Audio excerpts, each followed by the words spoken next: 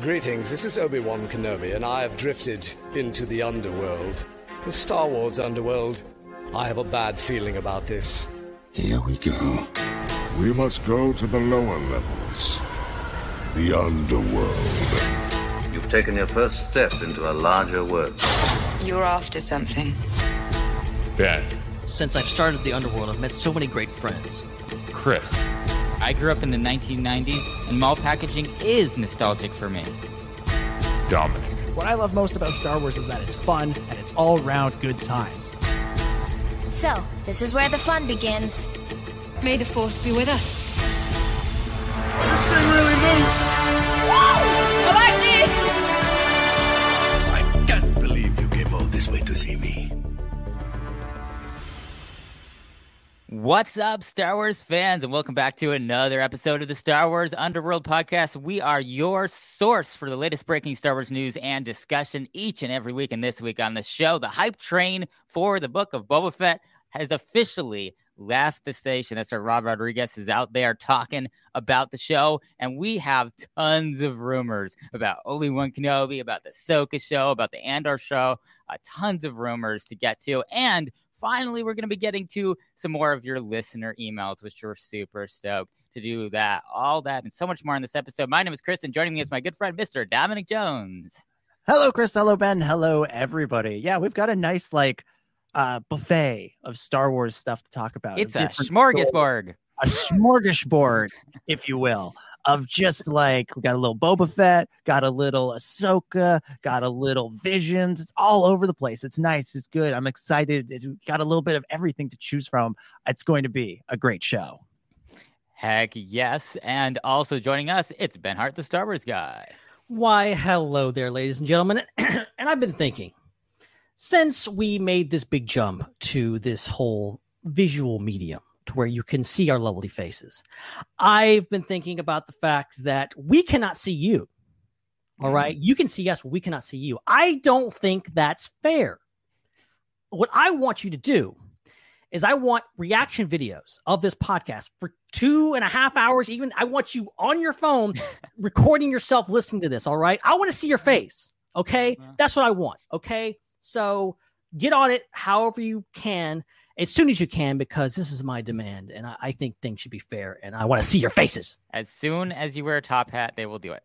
Yeah, but if you do that, I also, in addition to the videos, I want to see your thumbnails for the videos with all the pictures of you guys going, making. I'm telling you, they're not doing anything. I haven't seen one single thumbnail. I haven't seen one Macaulay Culkin thumbnail or anything like that from you guys. You slacking. Yeah, those totally natural and real pictures you always see of people in the thumbnails for reaction videos that are completely natural, that nobody has ever staged. And I know I definitely didn't take the next 10 weeks worth of them yesterday or anything like that. Never would I ever do such a thing because it's too real. That's what this show is. We're too real. We keep it real. See, the reason why I'm not on all of them is because it gets to be like the day before, and I'm like, no, I can't do it because I don't have my outfit ready. I have to have the same outfit. I'll wait, and then y'all do it. And I'm like, okay, it's already made. I don't need to do it. Yeah, I'm not worried about that. I'm not worried about looking how I look in the picture. If you look at the thumbnails that I am in, I'm wearing the same outfit every time. Because he's genuine. His is like he does it, and it's on here. It's nothing fake about this at all. Yeah, of course. Awesome. Let's see. All right. So should we do plugs, or should we get to our story time? I want to do story time. Let's do story time. All right. Usually Dominic has a good story time, but this week it's me. I'm the one that had something that's kind of hard to top. Ben knows about it. Dominic does not. So yeah, you have no idea what you're in for. They won't tell me. It's really annoying. Okay. So, as some of you may have heard, Disneyland has gone back to accepting their annual passes. It's a new thing. It's called the Magic Key program. So if you want to go to Galaxy's Edge, you can again at Disneyland.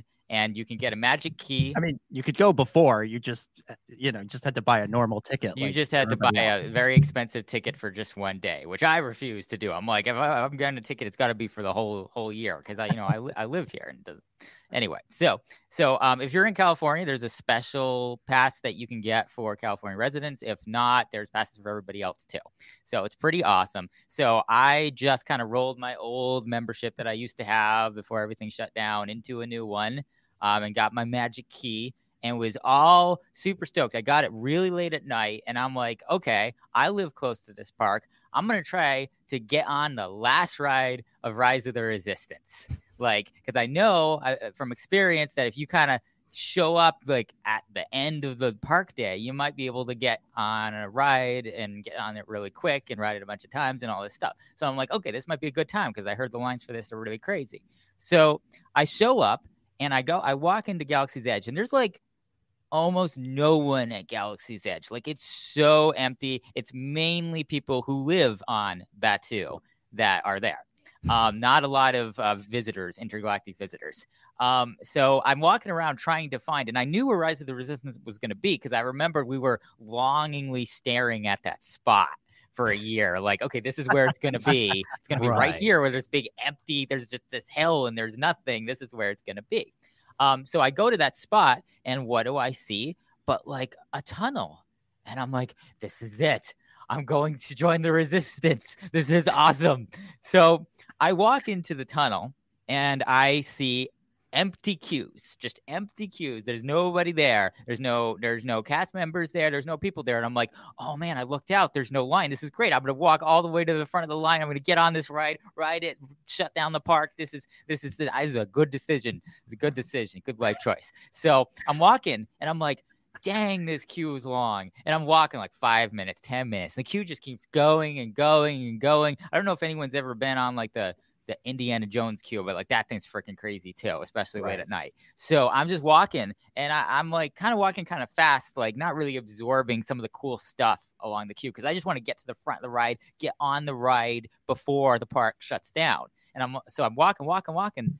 And then I notice, wait, I've been here before. This is weird. And then I realize I'm walking in circles.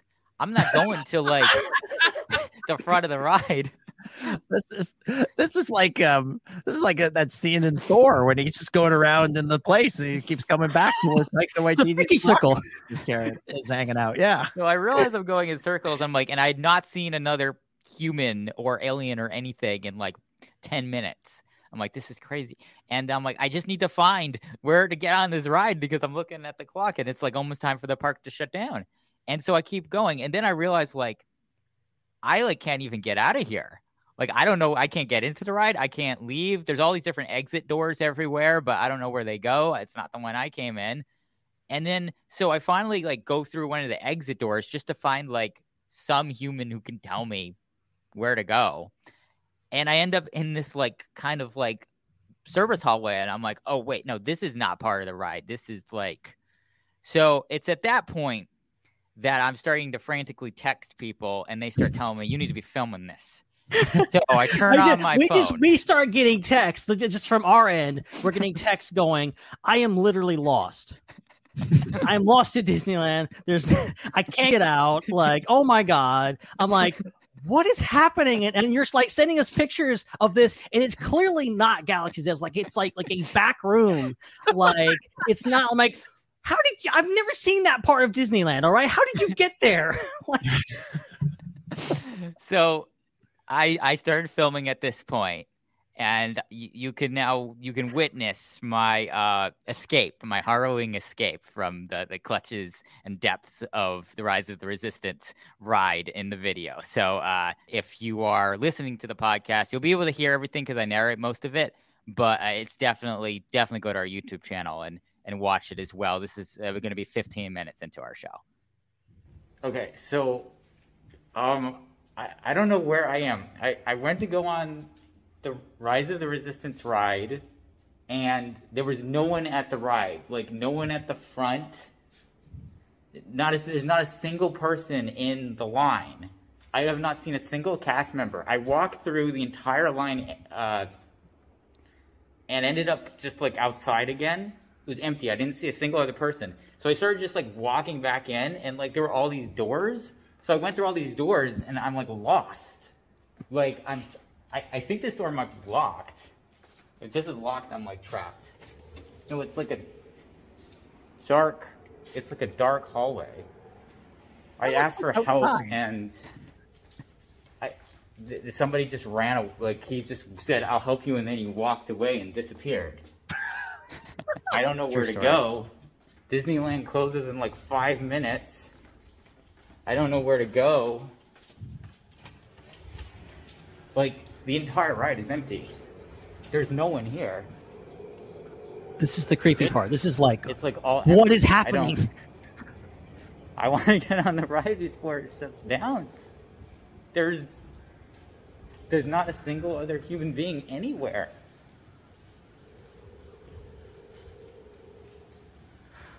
I don't know where to go. Do I go this way?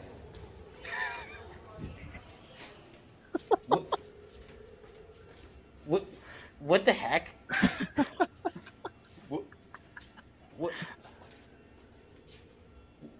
What is happening? I want to know what that sign says. This is so crazy. I'm like lost trying to get on this ride. The most exciting part of Disneyland, the office area. What time is it? It's like 4 minutes till the park shuts down. And I'm like lost. The guy just... I don't know where to go. What?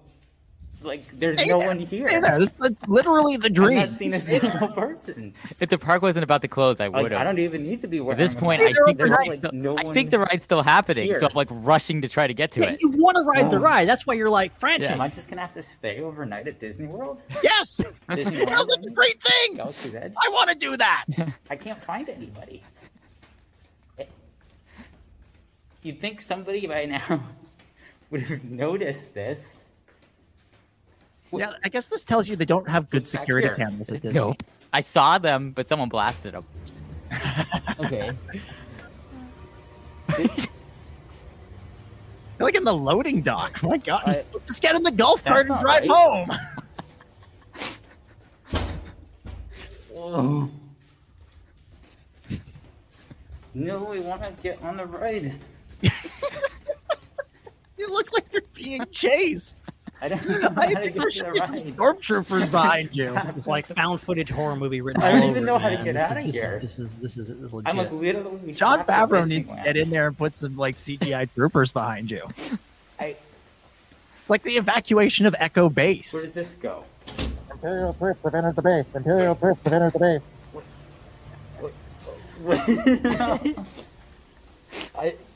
The guy just said he'd help me, and then he walked away. I think he went in the bathroom. So you couldn't even wait for the guy? Yeah, so it was. I waited for like 10 minutes. Oh, okay. There's nobody. I think I saw him going to a bathroom. He must have been having a completely fat. empty. Yep. Like the cast members at this part of the park are clearly just bad at their job. Well, he wasn't allowed to go inside. I think that was his issue. He was like only allowed on the backstage. What? At this point, I literally I can't think get this out. is where the people are. What is it?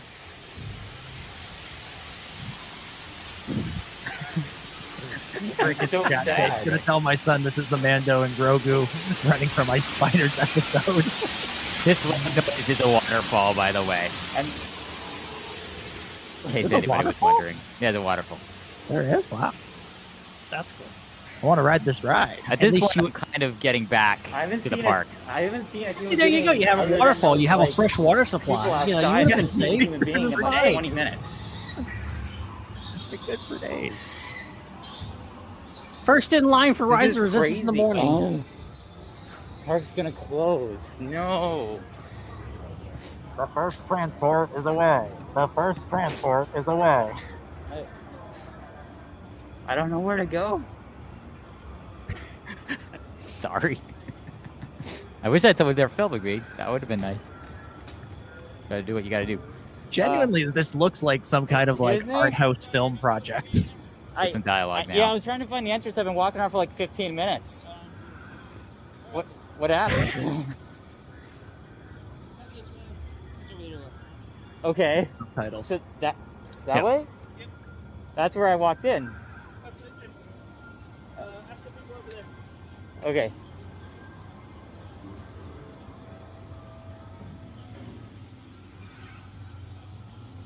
Jesse, I'm so tense. I know you make it out okay, but I'm still hoping for happiness. Oh, this is not good. Thanks for visiting. I've been walking around there for 15 minutes trying to find the entrance to the ride. Main Street will remain open for an additional hour. Yeah. So unfortunately, this attraction closes at 9 o'clock every night. Till this Friday. Oh, no one. Someone just let me walk in, I guess, thinking it was open. I guess. Okay, someone. What? No, there wasn't anybody at the entrance. I just walked in. Like 15 minutes ago. I've been walking around 15 minutes trying to find the ride. When it's closed, it should be, closed. Okay. Yeah. That's so weird. I literally walked to like the outside where like there was like crew people in yellow vests and they're like, I'm like, help me, I'm lost, and they're like, okay, and they walked away and they left me there. I was like on the back of the, I like couldn't get out. I was like lost in there. I don't know. Maybe I went in just where I saw a place to walk in where there was like I didn't like go through any gates or ropes or anything. I just walked in because I thought this is the entrance to the ride. But then I walked through like the whole area on the inside. There was no one there. I'm like, why is it empty? There's no. And then I was looking for crew members and there was nobody there. Yeah, we close at 9. Okay. I mean, it'd be nice if there was. It would be nice if there was like maybe you block off the exit so people can't walk in there. I guess No, that's what don't happened. tell them that. I want to do this. Right there. Don't tell them. What? No. I don't know. There wasn't a gate. It was just a. I don't know. Probably that might have been it. Okay. Sorry. So this closes before the park. That's what happened. Okay, I did not know that. Okay. All right. Well, I'll come back tomorrow. I have a pass. So, yeah, that was weird. That's the weirdest Disney experience I've ever had. Okay. Yeah. Right. Thank you. Just a weird flex at the end there. Oh yeah, I'll be back tomorrow. I have a pass. I love that's terrific. I said during the video, I love the person's like customer service voice of like, oh my god, that's so weird. Because like I've done that. I've had this conversation with people where they're where they're not supposed to be, and they're like, yeah, there was just nobody here, and they let me in. But why did you tell them? Because I genuinely, we know the ride closes at 9 now. 9:15. I'm walking over there. We're going in. Yeah, we're filming. They're not gonna do anything. Lost at Bat 2. This time it's personal. And we'll just. This couldn't have been the first time that something like this happened. So I'm sure that if they were planning to change something, they would have done it by now. So I don't think anything's gonna change. So I did go tomorrow, which was today, and I got in the virtual line for the ride, and I'm still in the virtual line for the ride now. So I have to show up in the first thing in the morning if I want to go. Yeah, I feel like this could have gone like that video could have just been you live going like, guys, I'm not going to make the show because I'm stuck here. I can't find my way out and I need help. This is this is giving me so many ideas because you're like walking around in there. Yep. Like that's a Star Wars movie set. Yeah. I like it. We're going there and we're filming a fan film. We don't need a script. We don't need anything. We just need some people like in vaguely Star Warsy outfits Disney to show bound. up. Yeah. And we'll get some lightsaber. We'll bring in some lightsabers, or we'll go get them from Doc-on-Dars, and we'll improv it. It'll be like, whose line is it anyways? Star Wars edition, and we'll just genuinely the best time to run around at Disney parks and go to rides is right before the park closes. Like when the fireworks are going off, people are running to the fireworks. Ooh, pretty lights. You go to all the rides because everyone's going the opposite direction. So like this is a strategy. This is like something that I've done before. We need to do now with this. Even if the ride's closed, we'll just go. And we'll have fun. I remember we did that one time when I was at Galaxy's Edge, and we went onto the Falcon ride when everybody was watching the fireworks. And then we came off and I'd forgotten that's why we had gone on the ride. So I just hear these bangs going off. I'm like, what is going on? What is happening? We're on the attack. We're still in the ride. The story's going on. Yeah. Jesse says Fanboys Galaxy's Edge. I mean, if Kyle Newman can't get the sequel off the ground, we're making the spinoff. The Fanboys extended universe, the FEU. I got to see if they'll let us take a grappling hook through Disney security. Fanboys, the found footage horror sequel. Yeah. God, yeah. Oh, this is, man. This December we may have, if this December we may have something. Mm-hmm. You guys thought, there's not another Star Wars movie until 2023. We'll have to think about this. I'll have to come up with something. Ben, you have to come to Comic-Con. Yeah, apparently. Yeah, we're just gonna have to make. I don't even know if they're gonna let me into Comic-Con. I gotta figure this. At this point, who knows if they're letting anybody into Comic-Con? Right. But, that's a topic for another day. That was incredible. That was amazing. I was happy that the Millennium Falcon ride broke down one time, and I got to stay on there for an extra in the cockpit for an extra 10 minutes. That sounded awesome. I wasn't there for that one. That sounded cool. Yeah, but this is next level. This is some next level. You know what? That is. Oh, yeah, great story. Great. This was a worthwhile story time. So we've got so much news to get to, all that Book of Boba Fett stuff to get to, all these other spinoff shows, and all that news and listener emails. But before that, real quick, just want to remind everybody, we're trying to get to 1,000 subscribers on YouTube. That's our current goal. We are very, very, very, very close to that. Let me see where we're at right now. We're at 900. We just reached 900. So thank you, whoever that 900 subscriber was. So we only 100 more. Let's go. Just 100. Let's get the entire cast of the 100, and then we've got it. That's all we need. So if you're listening to the show on the podcast, on any podcast apps, even if you don't plan to watch the show, subscribe to our YouTube channel. Greatly appreciate it. Would support our show. We're also part of the bigger Culture Slate network.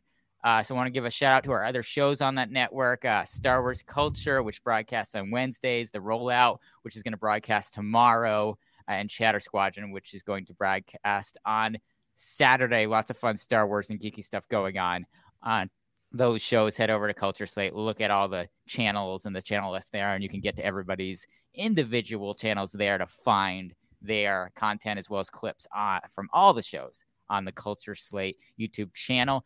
You can support us on patreon.com/theswu. We are putting together a budget for Ben's top hat and my purple shirt, and Dominic, so he can get more pencils. That's right. I'm all set for it's school starts on Monday. I'm all set. Not that I'm going to school, but if I were, in theory, I guess not Monday. To go, just in case. Ready to go, yeah. So patreon.com/theswu. We want to thank everybody who's recently supported us over there. It means a lot, and we will use it to fund our Star Wars Fanboys sequel horror movie. We promise. And our merch is over at tpublic.com/user/the Star Wars Underworld. Get it there while you can. And then you can send us emails at swunderworld@gmail.com. And please leave a review if you're listening to the show on an app that lets you do that, and leave a comment and like and subscribe on YouTube if you're watching over there. Ben, what is going on with IPC this week? All right, that might be a rhetorical question. Yeah, you never know. Actually, this week it is things. We're going to push this episode back a little bit, so we won't have an episode this week, but I will point you in the direction of our previous episode, which was all about the Bad Batch, which was a lot of fun. We had great discussions about all kinds of stuff. So yeah, it was a big long one too. So you can watch it on YouTube, or you can watch it, or you can listen to it. That's how you do with podcasts. You don't just yeah. I'm so confused now. All right, you can watch podcasts. I'm pretty sure, Ben, you smell podcasts. It's 2021. That's how you consume content. I mean, it's about damn time you'd have smell-o-vision with a podcast. And sometimes I don't know. You may not want to smell a podcast. This is a weird tangent. Let's just move on. Next year, tasting podcasts. Ooh, I have a bad feeling about that one. Ben, have you finished your plug? Should we just get to the news? Yes, please. Let's get to the news. 30 minutes later, let's get into the news. So much. Well, let's start with the Book of Boba Fett, seeing as the totally not staged thumbnail for our video features Ben and I ponderously wondering whether or not the show will live up to the hype. And yeah, things have gotten the hype is really getting rolling with this, because Robert Rodriguez is out there and he's promoting stuff, and he's talking to Collider. And this is what he says about Book of Boba Fett. He says, I can't say anything about it at all right now, but it's coming out in December. Wait until you see what's coming. It's going to blow your mind. That's all I can say. I can talk it up all I want because I know it over-delivers. It way over-delivers. People are going to be so pumped when they see it. He also talked about the visual effects and the way that they shoot the show with the volume, that 360-degree space with the screens all around it, and how that compares to shooting on location or on a green screen. And he says that this is not something he would actually use for movies. He loves it for TV, but he wouldn't use it for movies. He says this: at first, I thought it made the most sense for a series because you could have loads that you could reuse and places that you can come back to often that it would be impossible to get to on a regular basis in a series. I don't know if I would use it very much in a movie where it's just one-off scenes that are done. They're only a couple of minutes long, and then you never go back to that location again. Like on a sequel to We Can Be Heroes, even I was thinking, would I use the volume or would I shoot traditional green screen again? Because I got some pretty cool stuff. Man, Robert Rodriguez is just like, Book of Boba Fett's incredible. I got cool ideas for We Can Be Heroes too. He's just out there just throwing stuff out there, just trying to get the hype train building for everything. But is it possible? Is it possible for something to over deliver? Yeah. It's definitely possible. Like those giant lights that I would put on the background of the show the last few weeks, and it was just like color the entire room and all these colors. I'm like, these are a little bit too much. Okay, let me rephrase this question. Is it possible for Star Wars to over deliver? No. Technology, yes. But Star Wars, of course not. No, the expectations are too high. Even if it over delivers like he says it is, that's just delivering for people, I think. It is kind of a new thing to have someone go like, this is awesome. It's even better than you think it is. Like, usually it's like, oh, it's satisfying. That's the thing. And I love it. I love that he's like really enthused about this. And he's like, oh, this is like great. You guys are going to love it. It's even better than what you realized it was. I'm like, okay, all right, Robert Rodriguez, I believe you, man. I have no doubt that it would be amazing. So, you know what? Maybe it won't. Maybe there is no such thing as over delivering. I don't know. I just like that he's talking about it this way. Like, honestly, like I'm so sick of everybody being humble about their stuff. It's like, oh, it's a good thing. We really hope the fans will like it. It's gonna be good. No. Just go out there and say you love it. If you love it, if you stand by what you've made, what you've worked on, say it, shout it loud for all to hear. I know it's Star Wars, so you don't have to really market it all that much, although you do have to market it some, as Solo taught us.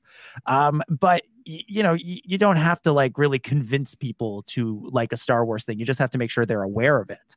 And so you wind up with people everybody's being sort of really respectful of the original movies and the stuff that came before them. And yes, you should do that. You should also, you should pay respect for what came before, but also be proud of your work. Like, be excited about it. Come out there and say it.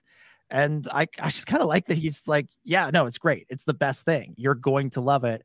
There's not an I hope in there. It's just, it's good. Sit back and enjoy. I want more of that. Yeah. Everything that he's done so far with Star Wars has been absolutely amazing. So I think he was the perfect person to pick to work on this show, and I'm so excited for it. I think, having Boba Fett show up in The Mandalorian was a huge plus, but you always have to worry about him overshadowing, Din, who the show is supposed to be about. So I think that it was a good move to spin this off and give one of the an awesome director an opportunity to do 2 more. So I love everything that's happening here. I'm so excited for this show. I'm pretty much just excited as I would be for Mando season 3. This is kind of like season 2.5. It's awesome. Yeah. Right. Yeah, I mean, I find it interesting how he's talking about how this is really perfect. The technology is perfect for a series, but it might be kind of overkill for a movie because of the way that it's set up. That's really interesting.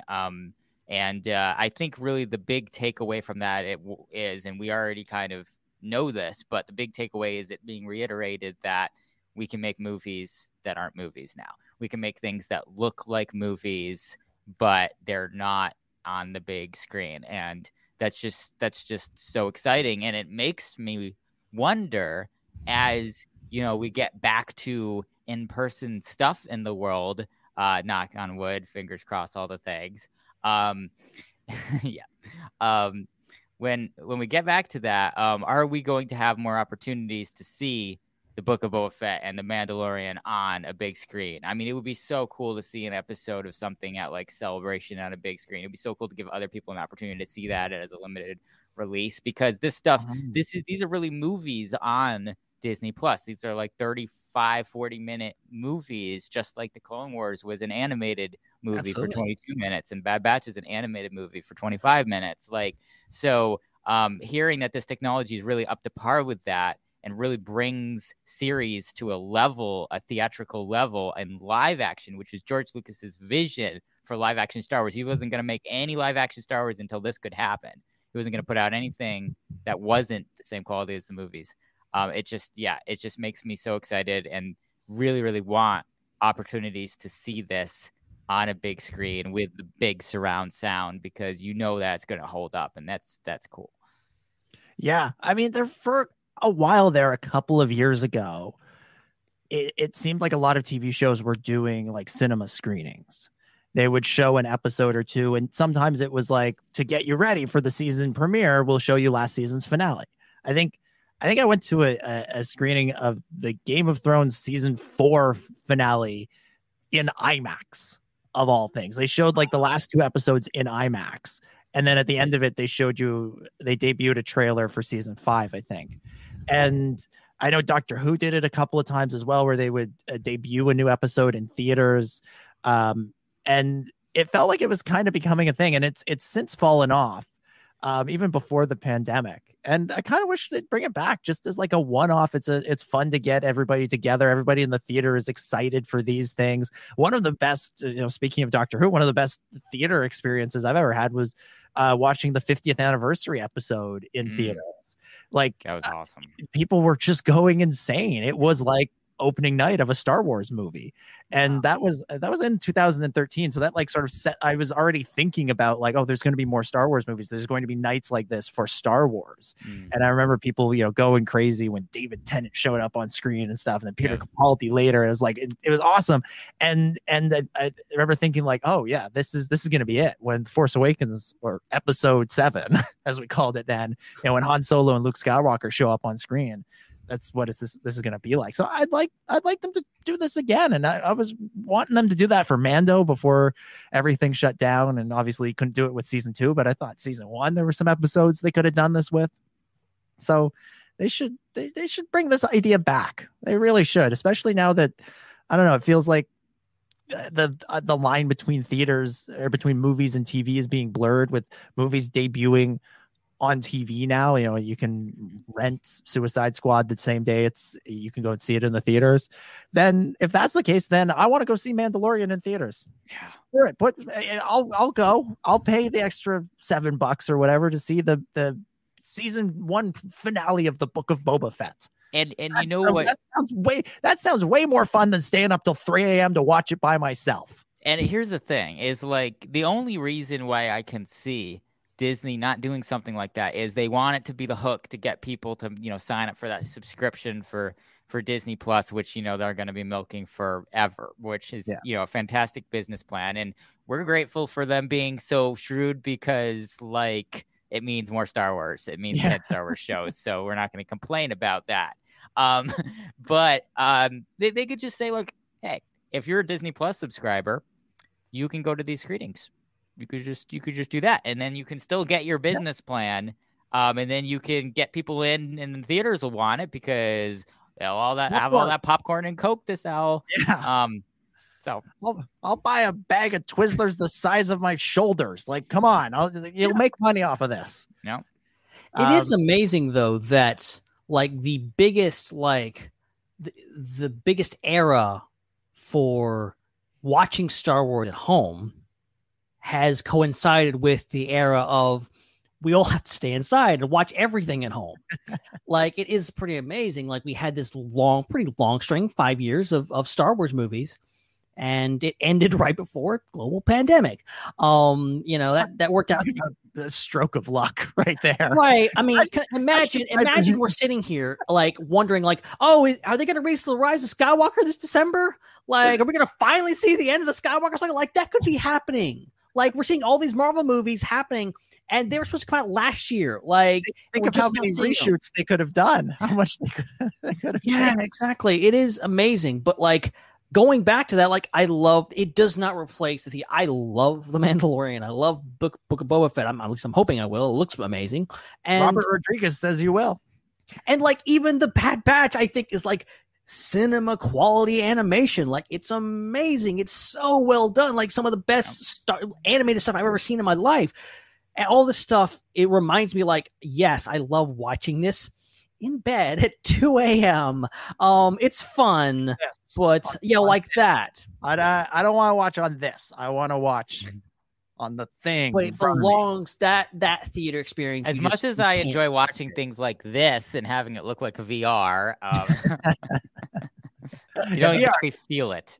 VR is another whole other realm. I'm all in. If you want to do some stuff that we have to do at home for VR, okay, that's another VR in a theater. That's the future. Yeah.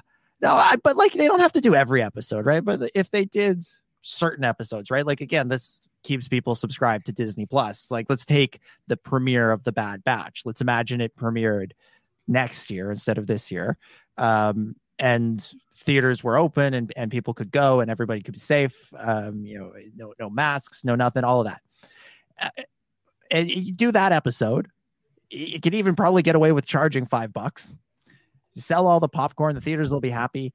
Maybe they'll complain a little less about you releasing your movies on streaming at the same time. Mm-hmm. And then you say at the end of the episode, great, you hope you enjoyed that. We'll see everybody on Disney Plus for episode 2 next week. Yep. Like, it's just a one-off like little celebration. Then you say, hey, maybe we'll come back to the theaters for the finale. We'll do that again for the finale. Or if there's a big mid-season episode, like if we took season 2 of Mandalorian, if they said, all right, we'll show the Marshal and we'll show the finale, but also there's this episode 5 we think you guys might want to see in theaters. I think that's going to be a big episode. There's like a Jedi or something in there. You could bring all of that in. So this is one of those things, like, there must be some reason not to do it because it just feels obvious. It feels like everybody's going to make money, and the people that don't care won't go. Right? And even so, they have like Marvel Cinematic Universe, like giant marathons. They have Star Wars marathons where people sit in the theater for like 24 hours to watch movies. Like, just show the whole season at once. Like, sometimes you can do that too. Yeah, you'll start with episode 1, go to episode 8, enjoy. It seems like a great idea, and I hope that what Robert is saying is true, and that we'll come away from this season of Book of Boba Fett going, I wish we could have seen that. In the theaters. All right, we'll have more about Book of Boba Fett in a little bit. We're going to circle back to it, but we want to get to a couple other things first. We talked a lot last week about Lego Star Wars, the Skywalker Saga, the console game. But there's actually another Lego Star Wars game that's coming out a little bit sooner. This is Lego Star Wars Battles. It's a new player versus player action strategy game that's coming out for the Apple Arcade. Ben, tell us what is going on with this. Yeah, so it's some kind of like, I don't know exactly what this is, but they've released like not concept art, but like some screen caps of this. And it looks like kind of like a one-on-one kind of battle game. I don't know what I want to say, like Clash of Clans, but it's not that. It's like, because we kind of had that with like the other Star Wars game that I'm forgetting the name of. But there's definitely yeah, probably, yeah. But like there's some interesting things. Like it doesn't look like it's all known characters. Like you see like the playable characters like Yoda and Boba Fett. But then there's like random people in here. There's like a flame trooper, like from Clone Wars, just like that. And you can kind of like, and there's BB-8 too. So like, I'm curious, like, what is this going to be about? And like, how is it going to play? Everyone's been like very upset by the fact that we're still waiting on the the Skywalker Saga game. So, we're getting this apparently sometime soon. So this will be available on Apple Arcade. I don't know how that works. I don't know if you can actually buy it or you have to like subscribe to Apple Arcade. I don't know how that works. I have some apples in my fridge, so I think that'll do. Just put a Lego man on top of one of the apples, and that's the game. That's Abracadabra. Boom. Yeah, just have your Lego people fight each other, just like that. That's as close as you get. But yeah, that's apparently what's going on with this. It's an app-based games are hit or miss at best sometimes. Trying to play KOTOR on my phone was interesting. Right. The controls are definitely a lot different than consoles. But this looks neat. I'm looking forward to this and looking forward to playing it and seeing how because they had the other game, what was it, Star Wars Hunters, that got delayed. So this might be our next big app-based game to see. Okay. Nice. Yeah, I expect they'll do the same thing that I do with every new Star Wars mobile release, which is download it, play it twice, and then forget about it for 6 months and then delete it when I need memory space. That's generally how these things go. I don't know. It looks cool. I love Lego Star Wars. I'm always happy when there's new Lego Star Wars stuff, but there's no trailer for this thing. There's nothing to really give us like a good sense of what it is. So I'm just kind of looking at it as a thing that'll happen. And if somebody reminds me that it's happening, I'll probably give it a try. But until then, it's a mobile game. What do you want? Where I think the money is, and we're obviously wrong because they keep putting out this stuff, so somebody's buying it. And again, if we're all buying it, and even if we're not playing it because they're buying it, it's making money. But that being said, I think a lot of these games have microtransactions and stuff too. So clearly somebody's paying the $5 for this skin and that upgrade and that and this and that. So, but we're wrong. But to expand their audience, what I think they should do is they should continue looking at games that are already successful, that people like, that are unique, and then making a Star Wars version of those games. Like one of the things that pushed me into Minecraft was knowing that there was a Star Wars version of Minecraft, and that made me even more motivated to play that for the first time.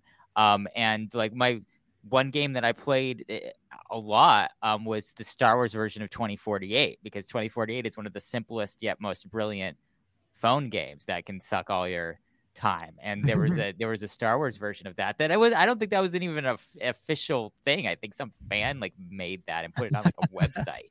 But it was really great. And then if you look at Lego Star Wars, that's from the original Lego Star Wars games was kind of a play on an expansion of the idea of the Lego games that they had in the 90s, the Rock Raiders and stuff like that.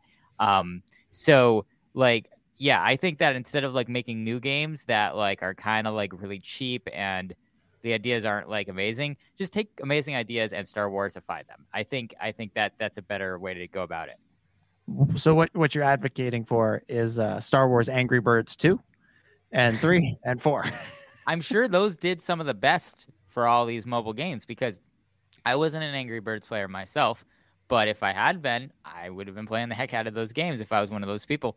I want Star Wars Go. That's what I want, because I've never been a big enough fan of Pokemon to do that whole Pokemon Go thing. That was like the biggest thing ever back like a few summers ago. And like everyone's walking, literally you would see flocks of people just walking, looking at their phones like, yeah, all right, we know what they're doing. Then you see the people with the big backpacks and the big charge batteries and all the cords going into their multiple phones, and it's their full-time job. Like I ran into somebody at Black Friday and I'm like, what is your job? And he's like, I'm a full-time Pokemon Go trainer. I catch rare Pokemon and sell them online.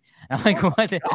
So it's like, where's the Star Wars augmented reality game? Because they played with augmented reality in certain things here and there. We know that they've done some of that, but where's the big open world augmented reality game where you you're like a bounty hunter, and instead of catching Pokemon, you're like you get someone's chain code and you have to go bring them in. Like it's so easy to do that. We have all the technology. They have the money to put into it. Like it's amazing to me that they don't see something that they see something like Angry Birds and Minecraft and make a Star Wars version of that, but then something as big as Pokemon Go and they haven't done anything of that level, because I would play that. Yeah, I still have some screenshots on my phone somewhere of around the time of The Last Jedi or Force Friday for The Last Jedi. The Star Wars app that I don't know if it still exists anymore, but it did exist. In certain cities, you could scan landmarks, and they would put like Star Wars things in the sky. And that happened to be the weekend of Fan Expo, so I was down around the CN Tower a lot in Toronto, and that was one of the landmarks. And so I have these screenshots of a First Order Star Destroyer hovering under the CN Tower. That they didn't quite get the scale right. Because in the picture, the tower, like you're right in front of it, so it looks massive, and the Star Destroyer is like this like little dinky. Oh my god! They're just trying to show how big that tower is, and like show up Canada. Like, hey, Canada, you made this tower. It's like 10 Star Destroyers high. Like, it was, but it was cool. It was a fun thing, and I thought at the time that this might be leading to something more. That there would be this sort of thing that we could. We could be trying out more and more often, but it seems to have just sort of been left to. I don't know, everything about the release of the Rise of Skywalker and the Rise of Skywalker merch and everything felt a little muted compared to The Last Jedi and The Force Awakens. With those two movies, they had really gone in and like I think you could go to like Walmart or Target or something, and there would be things you could scan, and then little BB-8 would roll around on your screen. And stuff. So like it seemed like they were going in that direction, and then I don't know, something happened. I think they if I remember correctly, I can't remember if it was like Solo or Rogue One, or like there was something they overdid. Like one of the releases they put out a little bit too much. It clogged everything up. Flying pizza. It's not quite. I don't know if it's showing quite as well as I hoped, but I totally get the. I get it. It works. Yeah, it's like I think they overdid one of the merch releases for one of the movies, and it like clogged up the shelves with stuff that wasn't moving for a while, and then it ruined the whole thing for the subsequent things. If you go in the right store, you'll still find a gin just hanging there. Oh dear. Yeah, they finally moved out all the Constable Zuvios so that we could make room for all the Rogue One toys. Oh man, yeah, those were the days. They were interesting times to say the least. And I don't know. Bring them back. Yeah, I'd love to get in a foot race at 7 a.m. in the morning over a Zuvio. I guess. Yes, exactly. Hold on a second. I'm trying to do something as we're. There it is. There's the picture. There we go. Nice. Hashtag find the Force was the.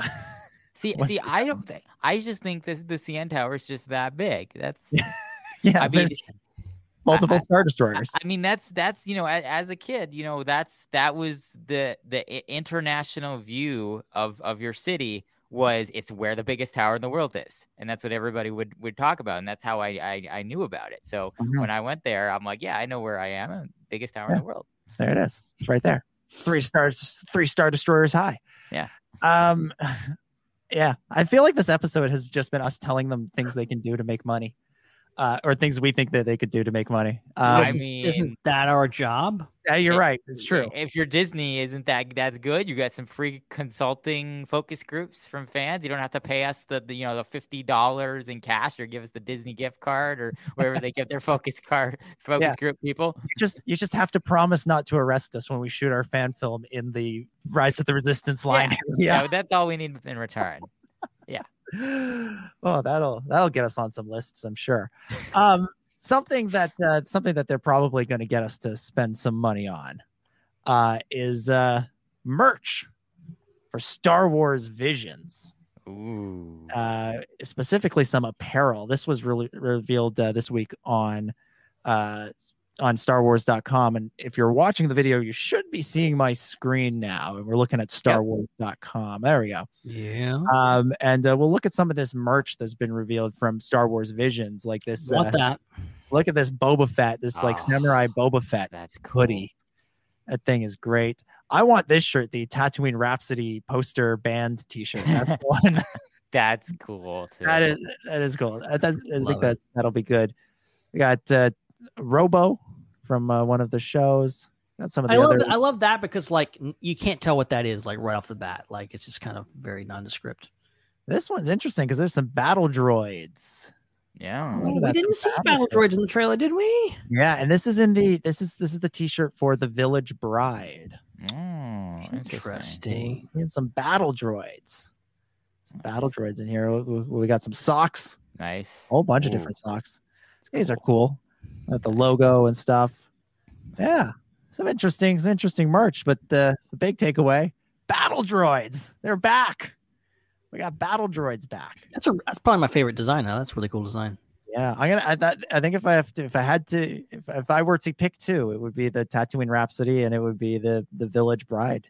These ones they look the best, although they all look good. Yeah. They all are great designs. I wish some of them were really purple. That would make it really easy for me. Hey, where's the top hats? Where's the Star Wars Vision top hats? Yeah. Well, you could dye some of the white ones purple, and then there you go. There's your purple sheet T-shirt. That'll work. I just gotta find purple just dye. Wear a T-shirt on my head, and that would work. That you need an actual top hat, Ben.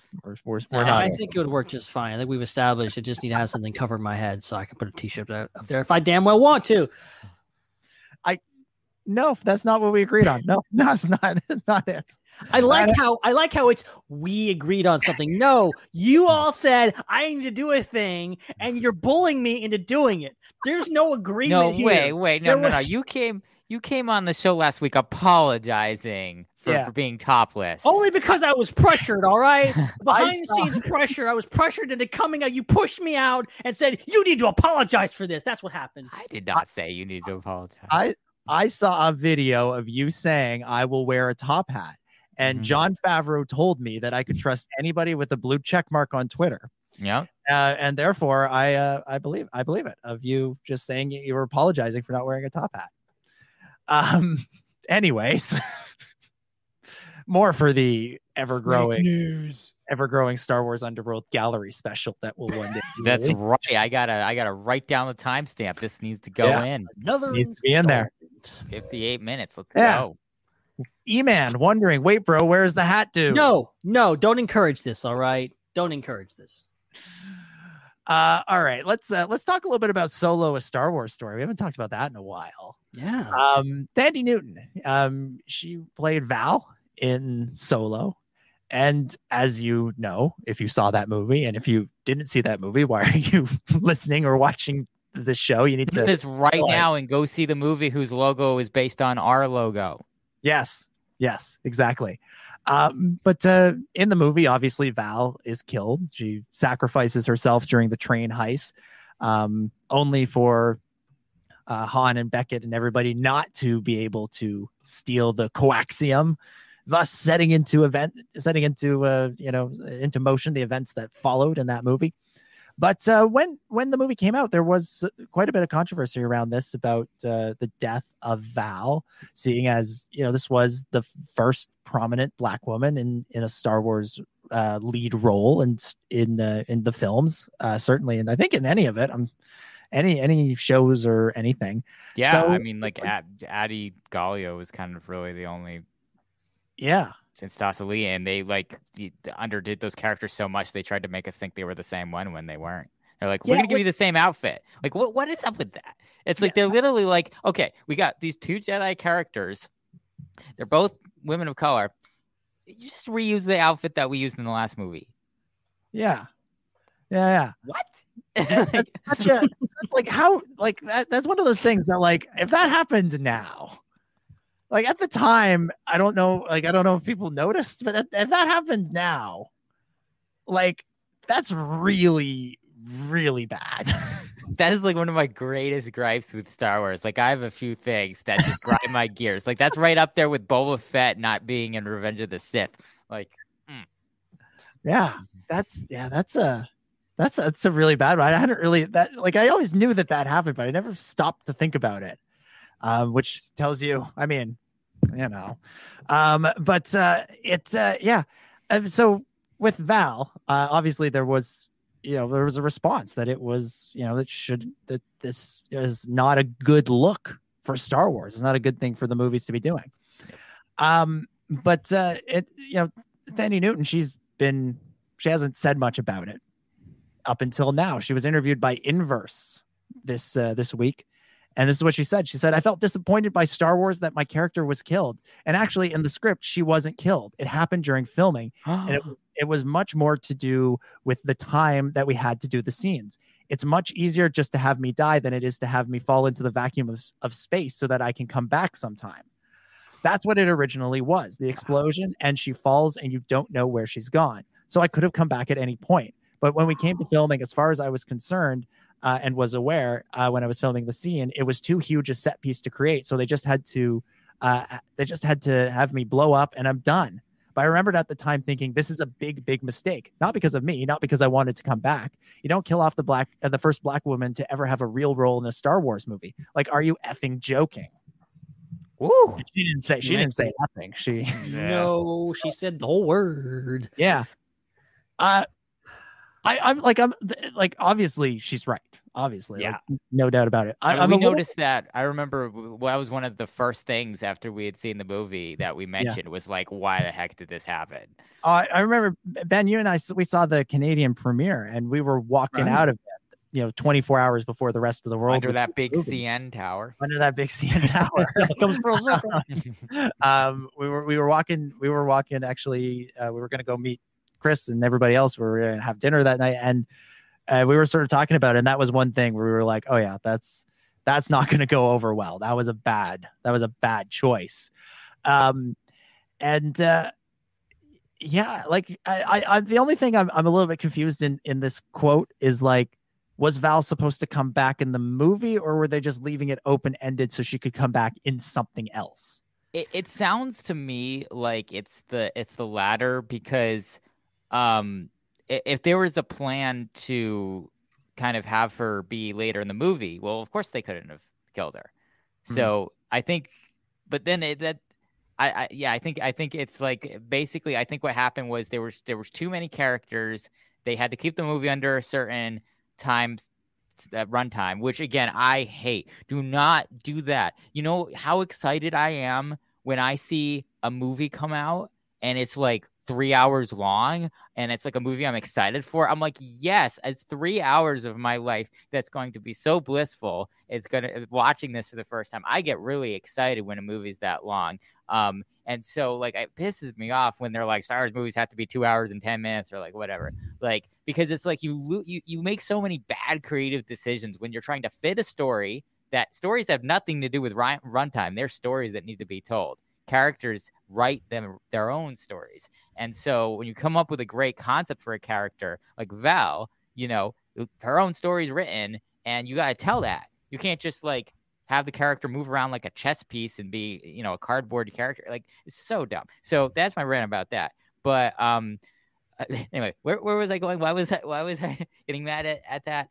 Oh yeah, it's because they probably said we don't have enough time for Val's story to be completely told throughout the whole movie. So we gotta just kind of have her exit at some point. So they chose the scene where she could just like disappear, but then later they probably were like, okay, that doesn't make a lot of sense that she just disappears, so I might as well just kill her. And then they did that. It was like seemed kind of really flippant, and like they didn't really think it through, which happens a lot in Star Wars movies, unfortunately. Yeah, it's just one of those things. I think it sounds like her almost like the decision was like made like on the day. Like that's my biggest takeaway from this. Is like there was an idea. The original intent was perhaps by Phil Lord and Chris Miller, or whoever was writing it at that time, to have her survive in some way, or have it be more ambiguous. Whereas what in the movie is pretty cut and dry. She's apparently dead. We've seen that stranger things can happen in Star Wars, and characters can come back. So, that's my ultimate challenge now is like, Lucasfilm, right or wrong here, bring Val back. Who cares if she blew up? You can bring her back, and that would be great, especially, if we ever get a Solo sequel. I'm pretty sure that Echo blew up, Fives blew up, Gregor blew up. Everybody was blown up at some point. Yep. Bring them exactly. Explosions mean nothing. So like, but like it is, and it's also, it just goes back to like, okay, I don't think they had like bad intent in like killing her off. I think they were probably just on the day going like, okay, this makes the most sense for the story. But you have to look at it from the outside perspective of like what she is exactly saying, which is this is the first Black woman to have like a sizable role in a Star Wars movie. And you give her a little bit of good like story stuff. Like there's some interesting stuff going on there, and she's dead. And that's just like from a out of story perspective, it didn't age well from the moment it came out. It definitely hasn't aged well now. Yeah. I am wondering if there's a little bit more to this, that if it wasn't just meant to be an ambiguous thing, that like there was thought of actively bringing Val back, if not in Solo, but in some kind of sequel. Possible. Because there was when John Boyega was going to those protests and speaking at those protests last summer at the Black Lives Matter protests, there was an article that was written about Finn and the role that Finn plays that was posted on the website Polygon. And I'm gonna share my screen again so we can look at one of the replies to a tweet of the article, because I think it's very interesting and very telling. So we'll go over that. So here's the article. And you see the original tweet says, John Boyega is doing what Star Wars wouldn't. For my Polygon debut, I explain how Star Wars could have adapted the traditional Black resistance to make Finn into a different type of hero. And then the reply, Phil Lord, some people tried, ... Wow. So there you have it. I mean, that to me suggests that they were trying to do something more in their version of Solo. Yeah. And when the decision was made to part ways with them, with Phil Lord and Chris Miller, then changes had to be made. And I think more changes were made than they've talked about. And I think a lot of those changes had to do with the fact that they now had a lot less time to basically redo the movie. And so now they had to work around people's schedules. And Thandie Newton at the time was shooting Westworld. So she would have had another major commitment to have to work around while she was doing Solo or any sort of Solo reshoots. And we know that, I mean, they couldn't get Michael K. Williams back. That's why Paul Bettany is in that movie. Michael K. Williams was supposed to play that role, was supposed to be Dryden Voss. True. And so I wonder if they just sort of went, well, we can't get her back for enough time to film whatever else we had planned for her. So, well, I guess we'll just kill her off. We have this sort of ambiguous moment. Let's make it let's make it less ambiguous, make it clear that she dies, and we'll say that's motivation for Woody Harrelson's character for the rest of the movie. Which is weird because Beckett, like, he's mad about her for like 2 seconds and then he moves on. That's the thing. That's the thing with that movie, is that it doesn't totally work. It's like you establish that like they are really care about each other, like they love each other, and all this kind of stuff. They have this really great relationship, and then she's dead, and then he's pissed at Han, not for killing her or for contributing to her dying. It's like, oh, you lost the shipment. Like, there's no thing that could easily point to, well, maybe that scene is from the other version of this movie where Val's quote unquote death was more ambiguous, and maybe it wasn't so clear that she died, or maybe she survived and, you know, she just said, oh, okay, whatever, and she wasn't there. Because I've always thought about things. I'm like, he's not really grieving a whole lot. Like, he seems like, I get that's Beckett's character. He's kind of an a-hole, but like, you know, it seemed like he did care about her, but there's a disconnect there. Yeah. And like, this was the other thing that never sat well with me about Val's death. And this is like a small thing in comparison to the larger thing, is like, it means nothing in the story. Like, they don't get the stuff they want. It doesn't like, you know, usually in Star Wars, when a character dies, they're like sacrificing themselves for the larger cause. And so at the very least, they're remembered as like a hero, as somebody who you know, sort of thought of greatly after their death.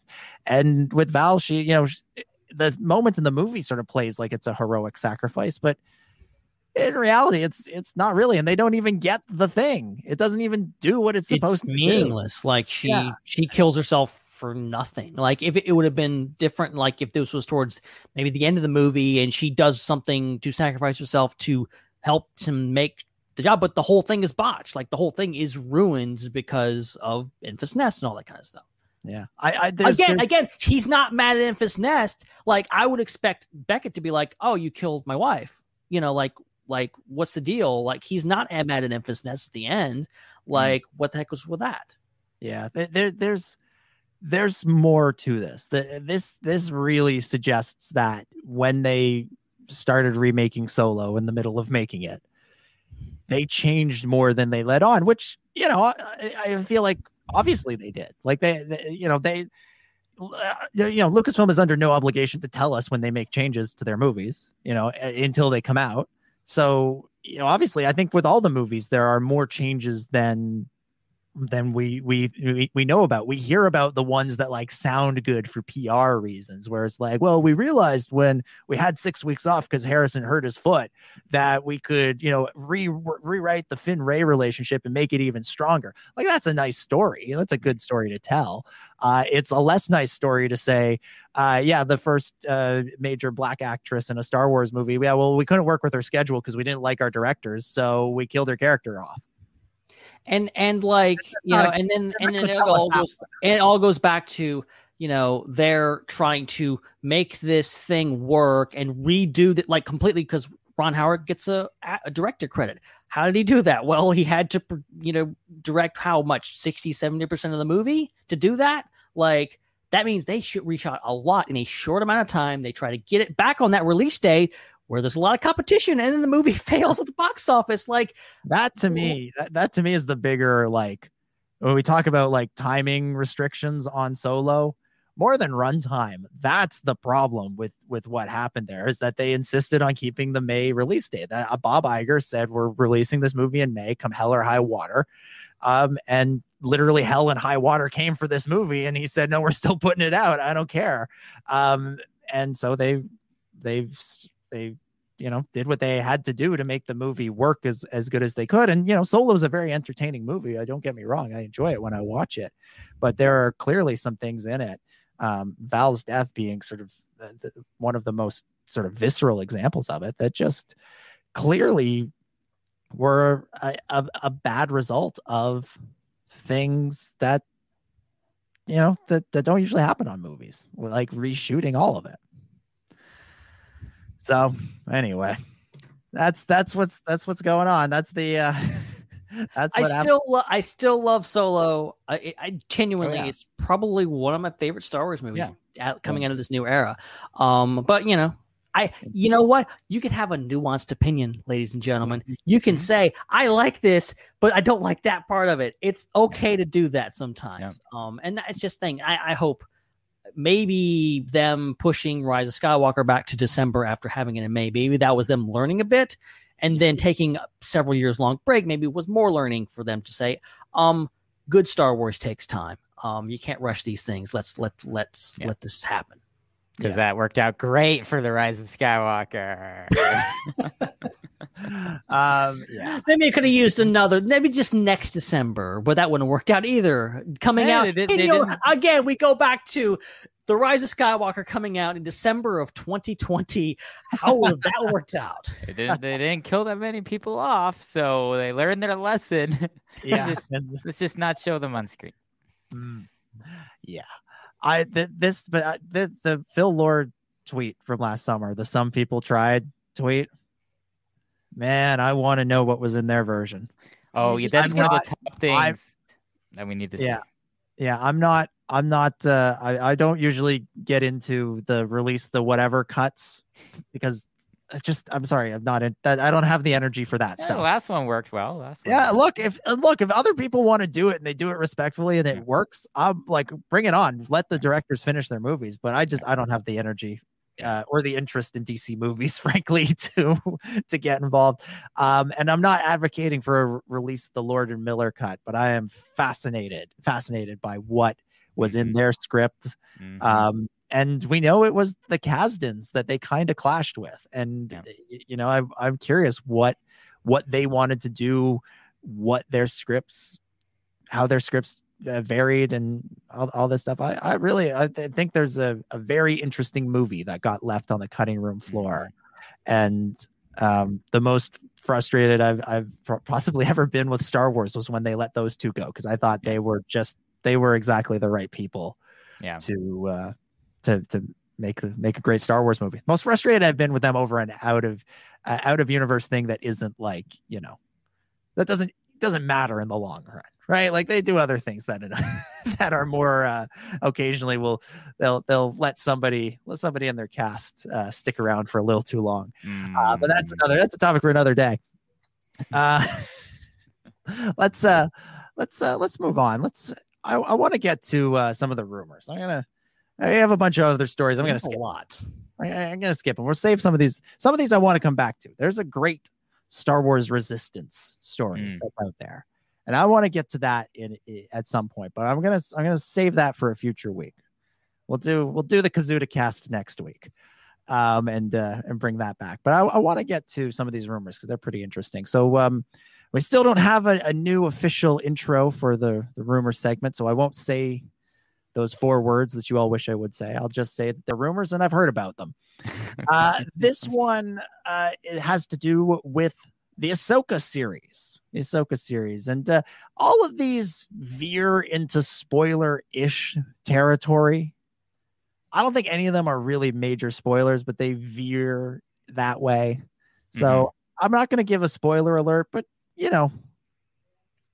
if your tolerance for spoilers is extremely low, like won't watch the trailers low or won't watch the trailers or like just a little bit beyond, or will watch the trailers but don't want to know anything more than that, then you might want to consider we can give let's do a if this was last year, what would it have been? So one of this is kind of similar to like maybe Rosario Dawson's going to be Ahsoka type level. But we've already sort of talked about the fact that we're going to talk about Sabine, right? Like that's one of them.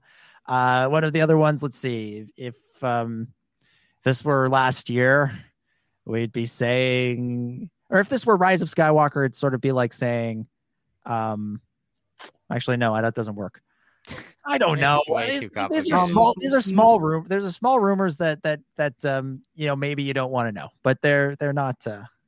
They're nothing major. We're not going to tell you Kylo Ren kills Han Solo. We're not going to tell you Luke Skywalker's showing up in the last episode of The Mandalorian. None of that stuff. We're not going in that territory. It's nothing like that. So let's go with the Ahsoka one. Apparently there's a front runner to play the role of Sabine Wren in live action news. Night's Edge Media is reporting that Tati Gabrielle, who is known for the chilling adventures of Sabrina, is now the front runner to play to play Sabine in the Ahsoka series. Cool.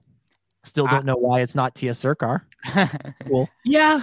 I mean, for as far as like a second choice go, I mean, I hate to say that, but like, yeah, Tia Sircar, I'm curious why she's not in the running, but like second choice, like I've heard a lot of great things about Tati, and like she could do it. Like she looks the part, like she could totally do it. And I'm looking to see, like, obviously this isn't official yet. It's not even like official in the context of the rumor, which they're saying like she's a front runner. She's not been cast yet, but I want to keep an open mind here. Like I was not, we've talked about it. I wasn't totally on board with Rosario Dawson, and I ended up, proving myself wrong. So, I'm willing to keep an open mind and go, okay, let's see what you got. They're doing, I trust Filoni, to do this right. And, so we'll see. Yeah. I've never heard of Night Edge Media either. Like, I don't mean to throw shade at them, but I don't know what their track record is. So I'm sort of, and if it turns out that Tati Gabrielle is Sabine, I'll believe everything they say from here on out. And I'm not saying I don't believe them. I'm not saying that either. I'm just saying I've never heard of them. So I don't feel I can speak to their credibility, because I don't know. I don't know what it is. Yep. So yeah, I think she looks the part. Like when I Googled her name, because I didn't, I know I've seen the 100 and the Chilling Adventures of Sabrina. So once, but I didn't recognize her name from the credits of that. But once I Googled her, I'm like, oh, okay, yeah, I know who this is. And yeah, I immediately thought, okay, yeah, I can see her playing Sabine. Like, I can see it. She looks enough like the animated model that like it fits. So I think that at least for the voice or for the face, it's decent casting. And then as far as just like the quality of actor she is, like it's good too, because she was good in both of those things. And both of those had some really good runs. I think Chilling Adventures might actually, I don't know if that's still happening or if that got canceled. It seems like everything gets canceled after a few seasons, so I don't know. Yeah, especially on Netflix. Yeah, so I'm not sure if that's still going, but I enjoyed the first season of it. Second season, I was like, they're going in circles with the character development, and that's usually when I stop watching. If it's not Star Wars and I don't have to talk about it every week, I'm done. I'm done with circles and character development, but she was great in that show. She was great in the 100. So I think this is a good addition in lieu of the obvious choice that is being overlooked. Yeah. Yeah. I still haven't seen her in anything, so I can't speak to it. But, like you guys, I've Googled it. I see the resemblance with the character. I can see it working. Clearly, she's been in popular stuff, so that's a good sign. Yeah. I still am waving my flag for Tia Sircar, but if that's not going to happen, okay, I'll wait until I see the episode. Maybe she said no. Yeah, I mean, I don't know who says no at Star Wars, but maybe she's like, "Oh, sorry, I don't really want to do it." Like, it might not be Disney's fault. You don't know. Yeah. True. So that's what's going on with Ahsoka. What about some stuff with Andor? Another website I've never heard of. Again, doesn't mean that they're wrong. Just I haven't heard of them. And, there's a lot of things I haven't heard of. One Take News, they're reporting that Coruscant and some other prequel trilogy elements will be appearing in Andor. Here's what they write. One Take News is very excited to exclusively report that Andor will take elements from the prequel trilogy throughout the show, and this includes a return to Coruscant and possibly even seeing post-Order 66 clone troopers, specifically some later produced clones and regular Bucketheads. We haven't been told why or how Coruscant will factor into the story, and same with the clones. All we know is that they will be appearing. To further confirm this, we see high society clothing that's commonly seen on Coruscant behind the costume designer in the Andor sizzle reel. Okay, we could have said that about Last Jedi too, and they wound up on Canto Bite, but that's we've talked about it with Last Jedi stuff. We thought there was a chance Canto Bite might be Coruscant, but to be fair to them, we also saw some behind the scenes pictures for Andor that we talked about on the show many months ago that looked high society and could very well, I'm pretty sure we speculated they could be Coruscant at the time. But I loved seeing the little glimpse of Coruscant in Rogue One. Yeah, that's a planet that feels very Star Wars to me because you know I grew up with the prequels and those movies. A lot of stuff gets said on Coruscant, and same goes for the Clone Wars. And you know we saw a little bit of Coruscant in the last season of Clone Wars, but not a whole lot of it has been seen in the new Star Wars. I wonder if they're gonna stick with the kind of old expanded universe thing of calling it Imperial Center after the Rise of the Empire. That would be cool. I'd be down for that. Yeah, that's interesting. I don't know. I don't know how the comics have done it, like books and comics like that. I think maybe we've been to Coruscant at some point, but as we've learned, the books and comics also aren't, absolutely reliable sometimes. So who knows? But I like this idea. I think it feels like, as you're saying, like I've never heard of one take news. This is why we're calling this a rumor. We're not talking about this in the regular segment because it very well may not be true. It is a rumor, but this feels along the lines of something that could be potentially true. And I would totally expect, I wouldn't be shocked to see Coruscant in, one part of the show. And another part of this is, clone troopers. Would be cool to see if we see those new TK troopers from Bad Batch. Ooh, this brings up something really interesting. So we haven't really seen clone troopers in live action since the prequels, I don't think. Correct me if I'm wrong. No, yeah. And in the prequels, and this is something I didn't find out a little bit later in life, they were all CGI. Yeah, every single one of them. So you would think that now with the way that they're doing things, they might not do that. So this might be the first time that we see live clone troopers ever, which could be interesting. Or if they CGI it, then cool. But it seems like they're kind of gone more towards the practical stuff for this with the way it interacts with the volume and everything to get that realistic lighting on the prop. So that's fascinating. And then just with Coruscant in general, that's my favorite Star Wars planet. Same. Because it's I've always, as a kid, I was always amazed by how big New York City was. I grew up in, cities that were cities like Minneapolis and Boston that had a little bit of a skyline, but you could always see where it ended. You just had a big pile of buildings in the middle and then it calmed down. But I remember seeing New York for the first time and just seeing this wall of buildings and it just didn't end. Yeah. It went all the way across the horizon. It was so amazing. So seeing Coruscant and Star Wars, it's like that on, just so it's the entire planet. That whole thing with Rick Oley telling Anakin, the whole planet's one big city. I'm just there like Anakin, oh my gosh, that's so cool. So I always love to see more Coruscant. I super nostalgic for those live action clone troopers. So this is one of the ones that, if this rumor isn't true, I will be sad because I think this is a cool opportunity to ground the story into some Star Wars lore that has a lot of popularity and some stuff that we haven't seen in a while. And we got in our live chat on YouTube, we've got a couple of interesting sort of people are throwing out ideas for if they go back to Coruscant, who could show up. Doc Holocron says Trace and Rafa. Ooh. And E-Man says the Bad Batch or Omega. Mm-hmm. I with the Bad Batch, I'm usually that's the sort of thing where people say people say, oh, this character or that character could show up. And I usually tend to, take a step back from that and sort of go, I don't need 8 characters to show up in everything. But just the way that they're described in the story, the clone troopers are described. It says there's regular Bucketheads and some later produced clone troopers. Mm.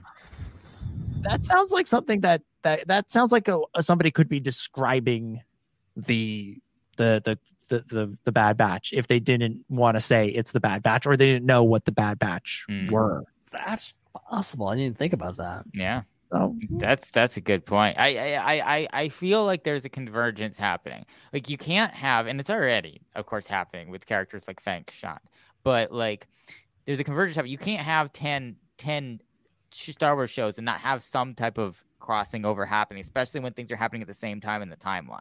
So there's so much stuff that is kind of like bottlenecked in the same era, where you have the Bad Batch, you have Kenobi, and you have Andor. Those 3 shows all have potential to really overlap with some of the characters and themes and things that you're seeing. They might show a little piece of the puzzle of the overall story, like of what's going on with the rebellion, with the Empire, with the transition with the clones into the stormtroopers, like all this stuff. And so, yeah, I mean, it just makes sense that, you know, you might see some Bad Batch references, or maybe even the Bad Batch, maybe just in the background somewhere, just like Delta Squad was in a season, a scene in Clone Wars. Like, yeah. Do we know when in the timeline, like specifically, Andor is set? So I can use that. Okay, so Diego Luna, of course, he's playing himself. And, you know, how old would you say Cassian is, you know, when you get to Rogue One, which is in, you know, like 0 ABY? He's like 30 something. So you can't, you know, he's not going to be playing a much younger version of himself. So I would say that it's probably, I would say it would line up with Star Wars Rebels. Yeah, that's where I would put it. Wikipedia seems to agree with you. They say timeline 5 BBY, 5 before the Battle of Yavin. But I wouldn't rule out the idea of potentially some flashbacks to, you know, maybe post-war Cassian, maybe with a different actor playing him. Yeah. And it could be in the era of the Bad Batch, you know, not necessarily saying that the Bad Batch is going to show up, but like showing it in that transitional area where there would still be clone troopers around, or TK troopers or whatever, and, you know, the Empire still taking over. And because I feel like if you're doing Andor, like, do it about Andor, like, show how he got to where he get in Rogue One, but also give him a little bit of backstory. I think some flashbacks would be nice. So you could have current Tem playing the Bad Batch. That would line up, because if you look at kind of what Rex and the other clones look like in Rebels, they're kind of getting to the level of aging that Tem is in our universe. So he could definitely show up as an older Bad Batch. And then because Omega is not aging as quickly, you know, she could just be like, she'd be like in her 20s. She'd probably be around Cassian's age. Yeah, this is true. They're going to be really close. Ooh. At the very least, shipping at time. the very least, I think that like they could have like Hunter show up, and like I think Tem could like do that, because like they're gonna have to do some major, like, to have Tim Morrison play Wrecker. There's gonna be a lot of like CGI enhancements. That'd be cool though. That'd be cool. I would love it. Like, can you imagine though? Like, they get the entire Bad Batch. It's all Tim Morrison. They just get him doing different, a la Eddie Murphy, like doing all the parts. Oh no! And like, you know, they've got him all different. He's got the glasses on for Tech. He's doing thing. He's got the claw arm for Echo. Like, do it all. If Mark Ruffalo can play the Hulk, then Tim Morrison. Anything is possible. Anything is possible. Like, there's no saying. So I've tracked it down. StarWars.com does say Andor is 5 years after, or 5 years before Rogue One. So I didn't realize they'd done that. Definitely in that, because then I think they said Rebels was also 5 years before New Hope. So it will line up with season 1. It can't be like 10 years prior, because like you're having Diego Luna playing 5 years younger himself, even though he's like 5 years older. Yeah, that would be too much. Yeah. So what's interesting about that to me is, you know, we say this is all in one era, but we're seeing 3 distinct points. Yeah. In this era. And that's, I think that's really exciting, that you in watching the 3 shows, you'll get essentially 3 different stories that all tell one story, because you have Bad Batch that's like right after, you know, it's, as we saw, it's the days and the weeks and the months after Revenge of the Sith. Then you'll have Obi-Wan, which is 10 years. So we'll see sort of halfway through. And then we'll see Andor, which is 5 years left, and it'll kind of take us into the home stretch of the Dark Times era, leading up to the kind of the end of it, which is Rogue One and A New Hope. And I think that's really interesting. That's really kind of a we were talking about this on with the Bad Batch on Pod Force 99. Like, how do you do that show and knowing that these characters, no matter what they do, they can't make as big a difference as we want them to until the end, and because we know where it ends. Now that we're going to see this era sort of at 3 different distinct points in it, I think that makes whatever pills we have to swallow in the earlier shows a little bit easier, because we'll know where it winds up. And so even though we'll see things get progressively worse, probably, we'll at least understand that the things that Hunter and Wrecker do won't be in vain, because Obi-Wan or somebody Obi-Wan's working with will pick up on them and sort of move that down the field to then be picked up by Cassian, who will get things to where they are in Rogue One, which that gets us to New Hope in the original trilogy, which is hopeful and ends with on a nice note. So it's an interesting way of just sort of fleshing out the era, this massive era, all at once. Well, being chronological will also not be in chronological either. I'm intrigued to see how this all plays out next year, when we'll have all 3 of these shows on TV at different points. Or maybe Omega is just gonna ride a space whale into hyperspace, and we'll see her in a few years. I mean, anything's possible. Yeah. Well, I mean, George set this up way back in this would have been in 1980, when people sat down to watch Star Wars 2. And it starts with Star Wars Episode 5. And everyone was like, wait a minute. How did I miss the last 3 episodes? What just happened? And he set that precedent for, this is not going to happen chronologically. We're going to keep going with this story, but then we're telling you there's other story. We're going to go back and we're going to tell. And then after that, we're going to go back again. And he set the precedent of not this nonlinear, storytelling with all this ring theory stuff that then got retroactively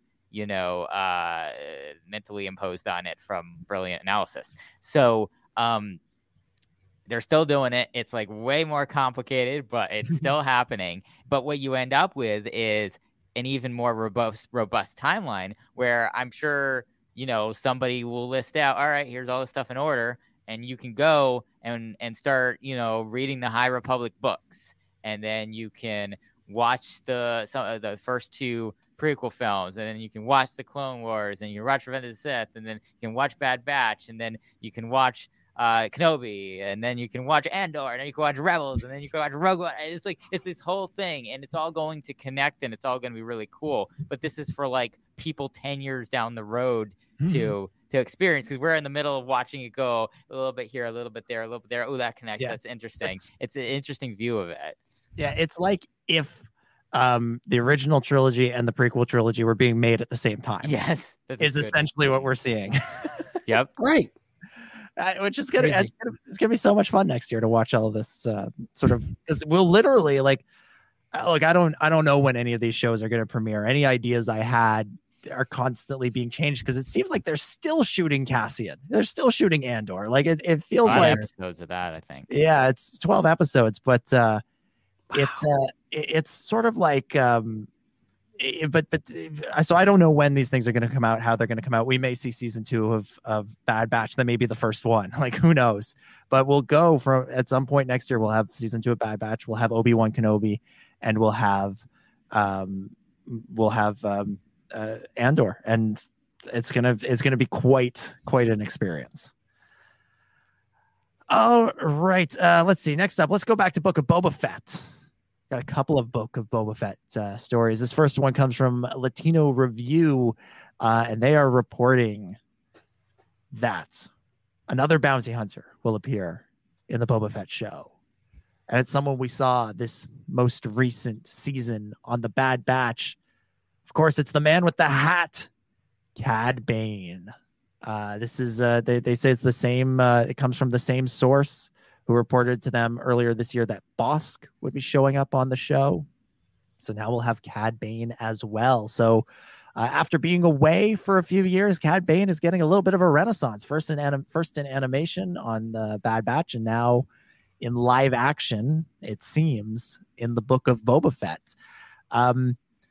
This is one where I really would be surprised if they, if the voice actor from the show doesn't come back, because it's a creature, and so I sort of feel like they'll have someone on set being Cad Bane, either in a costume or a green suit that will then be turned into Cad Bane in post, and then Corey Burton, right? Corey Burton will come in and lend his vocal talents to the role, and this is a character who's, I feel like his voice is so tied up in who he is that I feel like if you took the voice away from Cad Bane, like, love Ahsoka, love Sabine, and obviously love the voice actors who played those roles.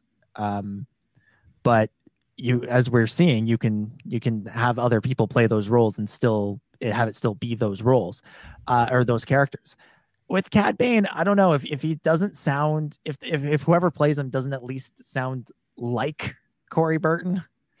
Like Rosario Dawson sounds nothing like Ahsoka, and sounds nothing like Ashley Eckstein, and that's that was something that took a little getting used to for me. But I feel like if Cad Bane shows up and he sounds completely different than Corey Burton, I'll be like, that's not Cad Bane. That's somebody who looks like him. That's Cad Bane's, someone impersonating him. But that one's hard because like his voice is very, a lot of the characters about the voice and like the effects that they put on the voice. It's kind of like dissimilar with Darth Vader, where it's like only so many people can really do a good Darth Vader and do that James Earl Jones. It's like that level of uniqueness. Well, and it's like, we've talked about before, and this applies to like a lot of cinema characters, but like, you can identify a character based on their silhouette. You can look at them and go like, oh yeah, you see the Vader or whatever, those are big things. You can definitely do it with Cad Bane, but I think the voice also has something to do with, you hear their voice as they do in Bad Batch. I'm pretty sure you hear, wasn't much work. Like you hear that voice, you're like, oh my God, it's Cad Bane, because you hear that voice. I think it would like, I don't want to like say it's not going to work if they don't do this, because like I've been wrong before, but I think like you would be remiss not to get Corey Burton back to do that voice, and do it with, I don't know, someone in a suit with animatronic face, or is it CGI face, or is it a completely CGI character? I don't know. He's humanoid, so someone could be in a suit. I'm curious as how they're going to pull it off, how and make him believable. I think Elor, I gave him this French name. It's just something I did as a kid. His actual name is not French. Elor's Medoc is I believe the name of the only Duros character we've seen in live action. But I used to call him Elor Medoc. I don't know why. I just thought his name looked French. But like, is he the dude in the cantina? Yeah. Yeah. Okay. He's in the spacesuit. He looks like an alien. It's amazing we haven't seen more Duros in live action. That's kind of crazy. Yeah. Yeah. That is weird. But I mean, the Duros costume in A New Hope, like it's one of those early ones, right? Like it's I don't know if that would have worked for an entire movie. But whatever you think of the Neomoidians, they made them work pretty well in the prequels, and so you continue improving on that technology. You use CG to enhance it, to create it, to make it even better. I'm excited to see this. I think this is going to look good. But I want the voice. I want the voice. And I think for the story, I think this makes a lot of sense. If you're doing a Boba Fett story, someone who we never really saw them interact outside of that one moment, like one small moment in season 4 Clone Wars when they're doing the prison break thing. Like you never really see them interact, but like obviously with the whole showdown thing, which apparently has maybe happened because he's got a plate in his head, like those characters intertwined. And I think you having Boba come back and do this whole new story with him, the Book of Boba Fett, naturally you slide Cad Bane in there, and we've heard other rumors about Bosk and stuff like that, who are also pretty pivotal to his character. I'm sure Ura Singh would probably show up if she was still alive, if had that or guy and killed her and thrown her off a cliff. That is the only reason why I want to hashtag release the Lord Miller cut. That's it. I don't care about anything else. I just don't want that scene. That didn't happen. That's a Ron Howardism. He really just decided. Okay, I'm going to give you an out here. All right. Beckett says, I pushed her. Pretty sure the fall killed her. Again, is there a body? Is she actually dead? We've known people to fall from very high places and survive. A la Maul, a la Palpatine. Just add Ura to the mix. Let's just establish that no one ever dies in Star Wars, all right? Because she's a dormant Force user, because she was a Force user, and then the Clone Wars came in and decided she wasn't a Force user, but she is. I don't know. George, I'm going with what George said, and George made the Clone Wars, but you never know. These things have a way of circling back. But why might Cad Bane be in this story? You might be asking. Well, for that, let's turn to a report from Star Wars Newsnet. This doesn't actually relate to Cad Bane specifically, but you'll see the connection in a second. They're reporting that the Book of Boba Fett is, quote unquote, a revenge story. Here's what they say. Boba Fett is in revenge mode. He's going after everyone who did him wrong in the past, and he will be looking for the other and he will also be looking for the other bounty hunters. And even more, he'll be doing it with a new look to his armor. What? So that I don't understand that last part, because is it new as in the armor from last season, or is it last season of Mando, or is it new as in something new compared to that? Because I mean, they say even more, which kind of means that they're referring internally to their what they were saying before. So I would suggest it's new. It's new, and looking at the Newsnet article, it does seem to suggest that it's new. It's really new. So we'll see. I mean, I'm not the biggest fan of the whole like repainted armor thing. Like, I loved the old look with like all the battle damage. Like, I thought that was super cool. So like the Boba 2.0 or 3.0, if you include the Clone Wars version, is not my favorite design. So I would be interested to see if they could update that again. Yeah, I don't know. I don't understand why they updated the armor at all. Yeah, it's like, don't mess with perfection. Yeah, exactly. You have that is some of the most iconic armor. Like, you know how many people will drop like the price of an automobile to get a good screen accurate version of that armor on them for a convention. Yeah. The only logical reason that I've heard floated around is that maybe that they want to tell the difference between like flashback Boba and like regular, like current day Boba, because Tem looks the same. Well, because like, I think we're gonna get that flashback to him getting out of the Sarlacc pit. Like, I think we're gonna get that, and that's gonna be him. So I think that might work. Still, though. But he's not gonna be wearing his armor at that point, is he though? Because Cobb Vanth has it. You're right. So there's no reason for them to have done this. This is a travesty. This is like somebody made a beautiful tag by the highway and someone just spray paints over it with black paint. Like, no.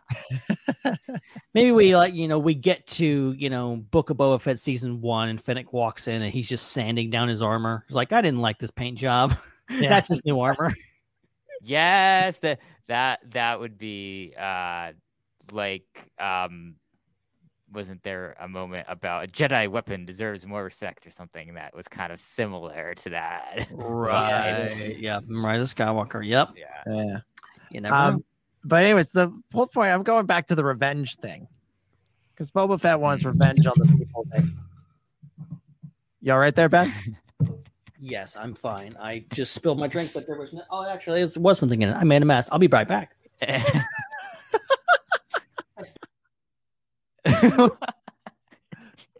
All right. Well, Ben will be back in due course. But Boba Fett is after revenge. He wants revenge on the people that have wronged him. And I get the impression, sometimes people talk about bounty hunters like they're all on the same team. I've never liked that. I like the idea that they're kind of competitors. Oh yeah, they are. Yeah. And I would like to see, Cad Bane and Boba Fett. That's something we wanted to see on Clone Wars. We wanted to see them go up against each other. Yeah. And if we're not going to get that Clone Wars arc, let's do a live action. And let's have there be an episode where one of the people that Boba Fett is going after is Cad Bane. Oh, that was so cool. Yeah, and the show is called The Book of Boba Fett. Maybe the Book of Boba Fett is like Boba Fett's list of people that he wants, that he has to get. And on there you got Cad Bane, maybe Cobb Vanth is on there because he took the armor. I don't know who else. Some other bounty hunters, Dengar, maybe. Some new what characters. Is this starting to sound like? Dominic, a bounty hunter has no name.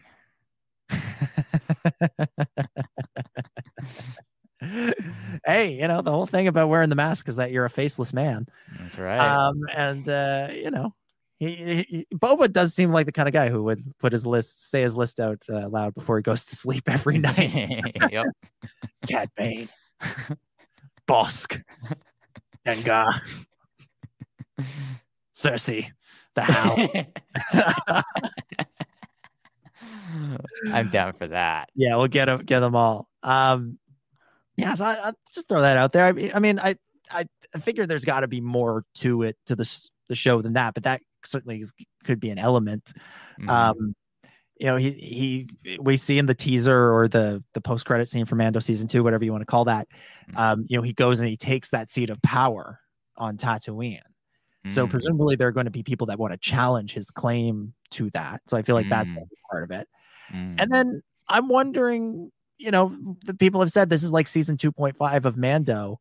I feel like Din Djarin's going to show up and there's going to be some elements of this that really factor into the larger story as well. And so, if that's the way it goes, 1 is Boba getting revenge, 2 is people challenging Boba's authority, and 3 is something related to the larger story of Mando. Like that's a lot to put into 4, 6, 7, 8 episodes already. In addition to any sort of, adventure of the week aspects that there may be. So this is intriguing to me. I'm excited. I'm really interested to see how Star Wars does an anti-hero story. Because we've never had that. Even Mandalorian, they kind of marketed it as an anti-hero story, but by the end of the 3rd episode, he's a hero. Like there's no ambiguity to it anymore. This could be more along the lines of like comparison to like the Marvel Netflix stuff where you have Daredevil kind of like this. Oh, is he or isn't he? You understand, like, yeah, he's a good guy, but then you bring in the Punisher. He's an actual like anti-hero. So Boba Fett could be the Punisher for this universe where he's, going in and doing some bad stuff. You're rooting for him, but you're like, this guy's doing some bad stuff. Like he's going after bad people. We won't feel he's going back worse people than him. Yeah. We won't feel sympathy for the people that Boba Fett goes after, but we may not be crazy about the methods he uses either. It's not the sort of thing we would expect from Luke Skywalker. No disintegration. Or even Han Solo. Just based on their actions at the end of season 2, like something's different about Boba Fett because like he goes in and like him and Fennec are like killing all the bad guys and then they free the slaves and they let it all go. Like there's some heroic hint to it, but he still sits on the throne. He's not like, I'm going to get rid of this throne and there's going to be no crime lords. It's like, nah, I'm king of the hill now. Like, there's still something there. He doesn't open his mouth and breathe some fire and melt the throne down. There's none of that going on here. That's what's going on with Book of Boba Fett. Let's talk a little Obi-Wan Kenobi. This is also from Star Wars Newsnet. And they're talking a little bit about what Hayden Christensen's role is going to be in this and how we might be seeing him. So basically, we'll be seeing one of the things that they say was built for Obi-Wan Kenobi was a massive Bacta tank. Ooh. So we will be sort of like what we saw in Rogue One, right? And you know how in Rogue One, the Vader's body gets lifted out of that thing. It sounds like we'll see a more intensive version of that, where unlike Rogue One, where, let's be honest, they've really tried to make it look not like Hayden. Yeah. We'll actually see Hayden in there. And we'll see some scenes with him sort of as the Vader who's outside the suit in the show, in addition to presumably some flashbacks and stuff. And in the article, you can go over to Star Wars News and actually read the articles. They go pretty in depth, and they have some I think actual concept art, and then some of it is like artist renditions of like what they were told about. And one of the things is a breath mask, like a prop breath mask that you would see Vader wear in, a Bacta tank or whatever. And that led them to believe like, okay, this isn't just like a mannequin or whatever in a big Bacta tank like we saw in Rogue One. This is actually Hayden wearing this, all, Vadered up like he was, I guess, in Revenge of the Sith, but a little bit more wear on him. And, maybe, I don't know, maybe we'll see him. How does this work?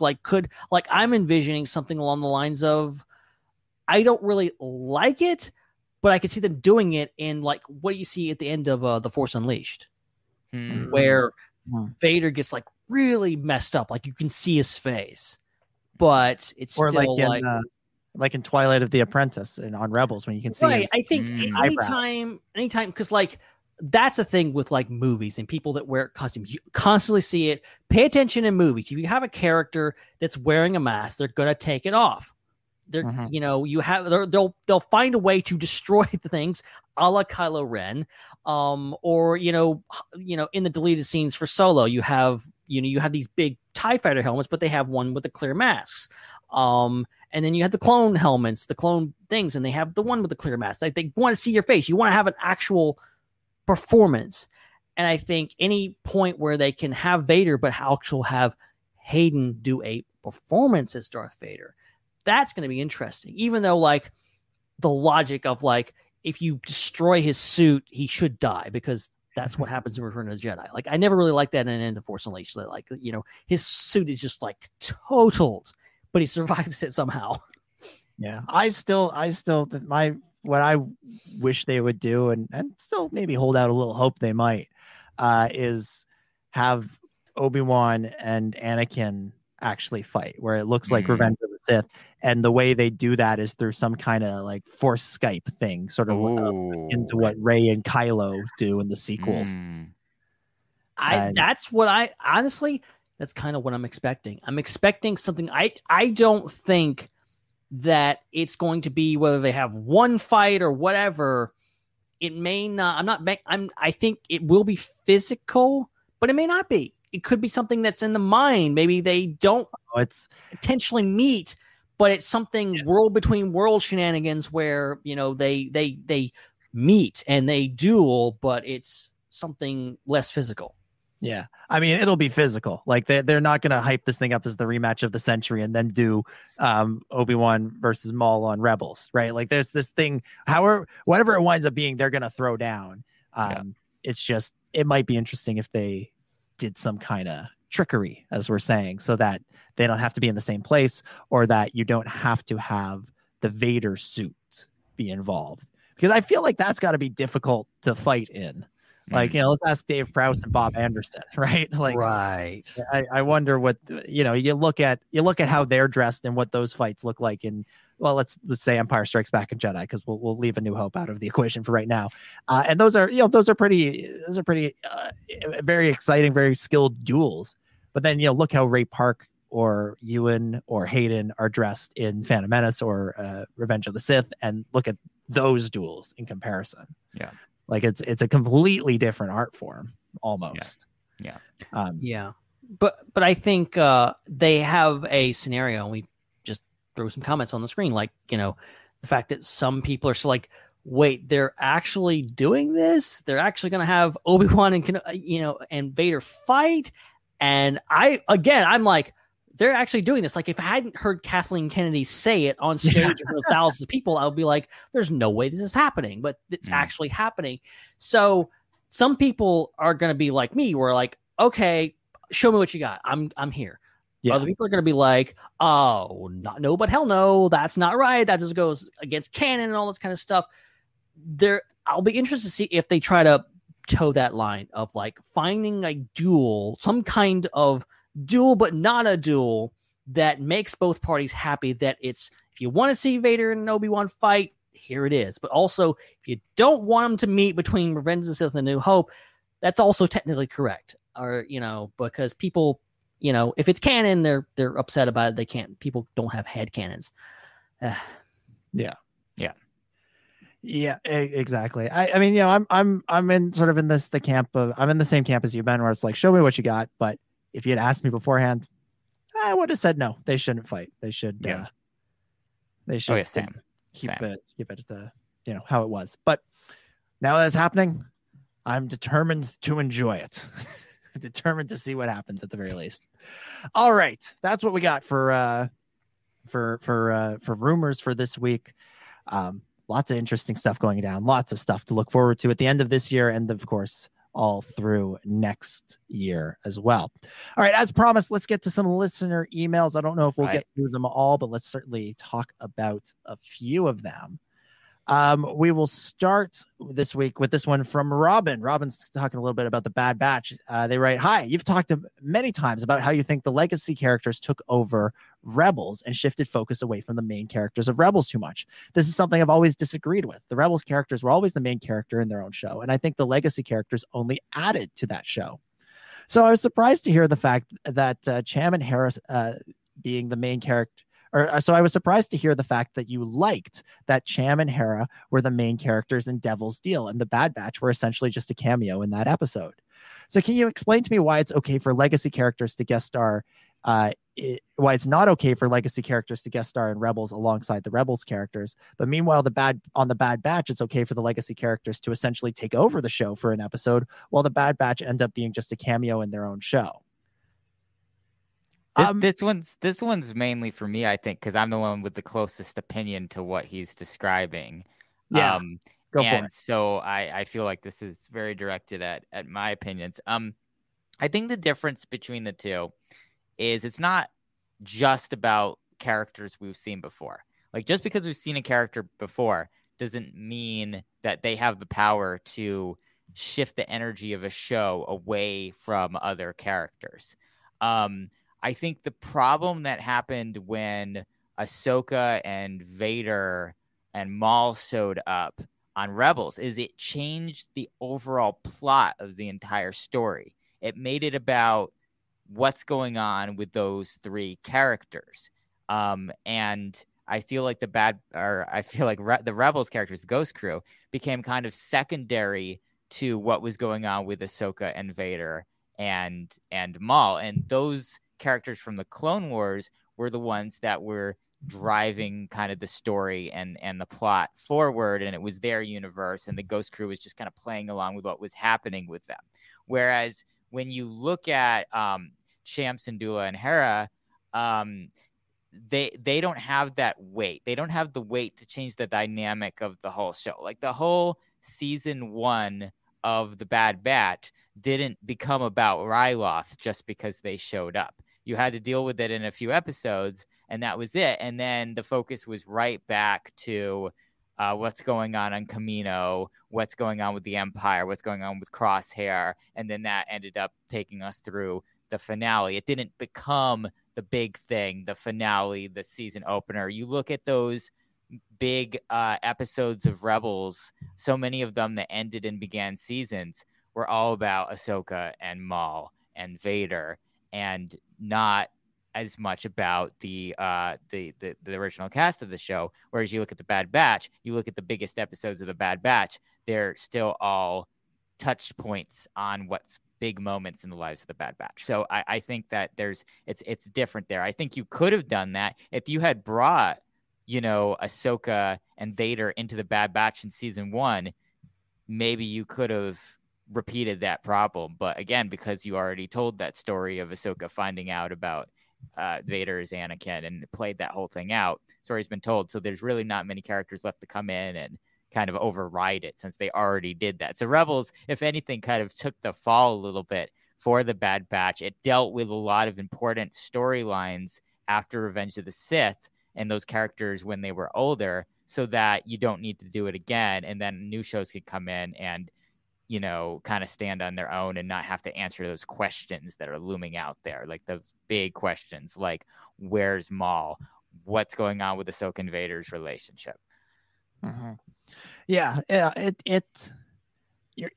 think what it comes down to, because I agree with what you're saying, is it comes down to the fact that it was 2 episodes out of 16.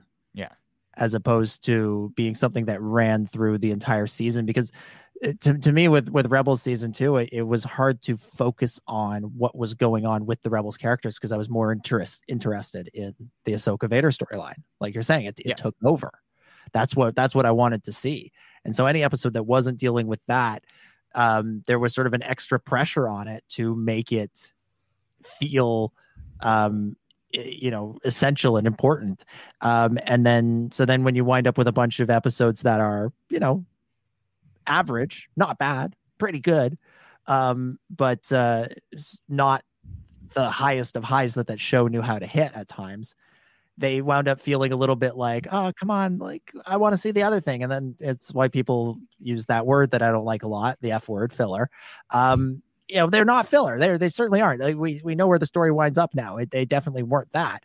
But at the time, what we wanted to see, or what I wanted to see, was the Ahsoka Vader story. And so they felt like distractions from that. Yep. I said it. I said it many times in those Ryloth episodes. It's so weird that the Bad Batch were a cameo in their own show. That is so weird. That's like not a normal thing to happen. That is so strange. But I feel like the second half of the episode, the second episode, I can't remember what it was called. I think it was like Liberty on Ryloth or something. No, that's a Clone Wars episode. Yeah, that's Rescue on Ryloth. Rescue on Ryloth. Thank you. That episode was an important story in the Bad Batch, and it was an important story for Omega. And you needed the first half to tell that second half. And so we wind up with a weird episode, but I felt like they wound up weaving Hera's story in with Omega's story better. And I feel like they wound up weaving Cham's story in better with Hunter's, because they took that first episode to actually set up the stakes on Ryloth, because that's what that first episode does. And then the second episode comes in, and we already know what the stakes are for the Bad Batch, because we've been following them for 10 episodes up until that point. And so it wound up working. I think it works really well. I don't want the show to become a situation where the Bad Batch are cameos in their own episodes every week, or every other week, or every third week even. Like, if that happens once or twice a season, okay. But more than that, then I think we'll start running into the same problem that we ran into on Rebels, which is that we'll be distracting from the story that we're supposed to be following, which is Hunter, Omega, Wrecker, Tech, and Echo, and Crosshair, obviously.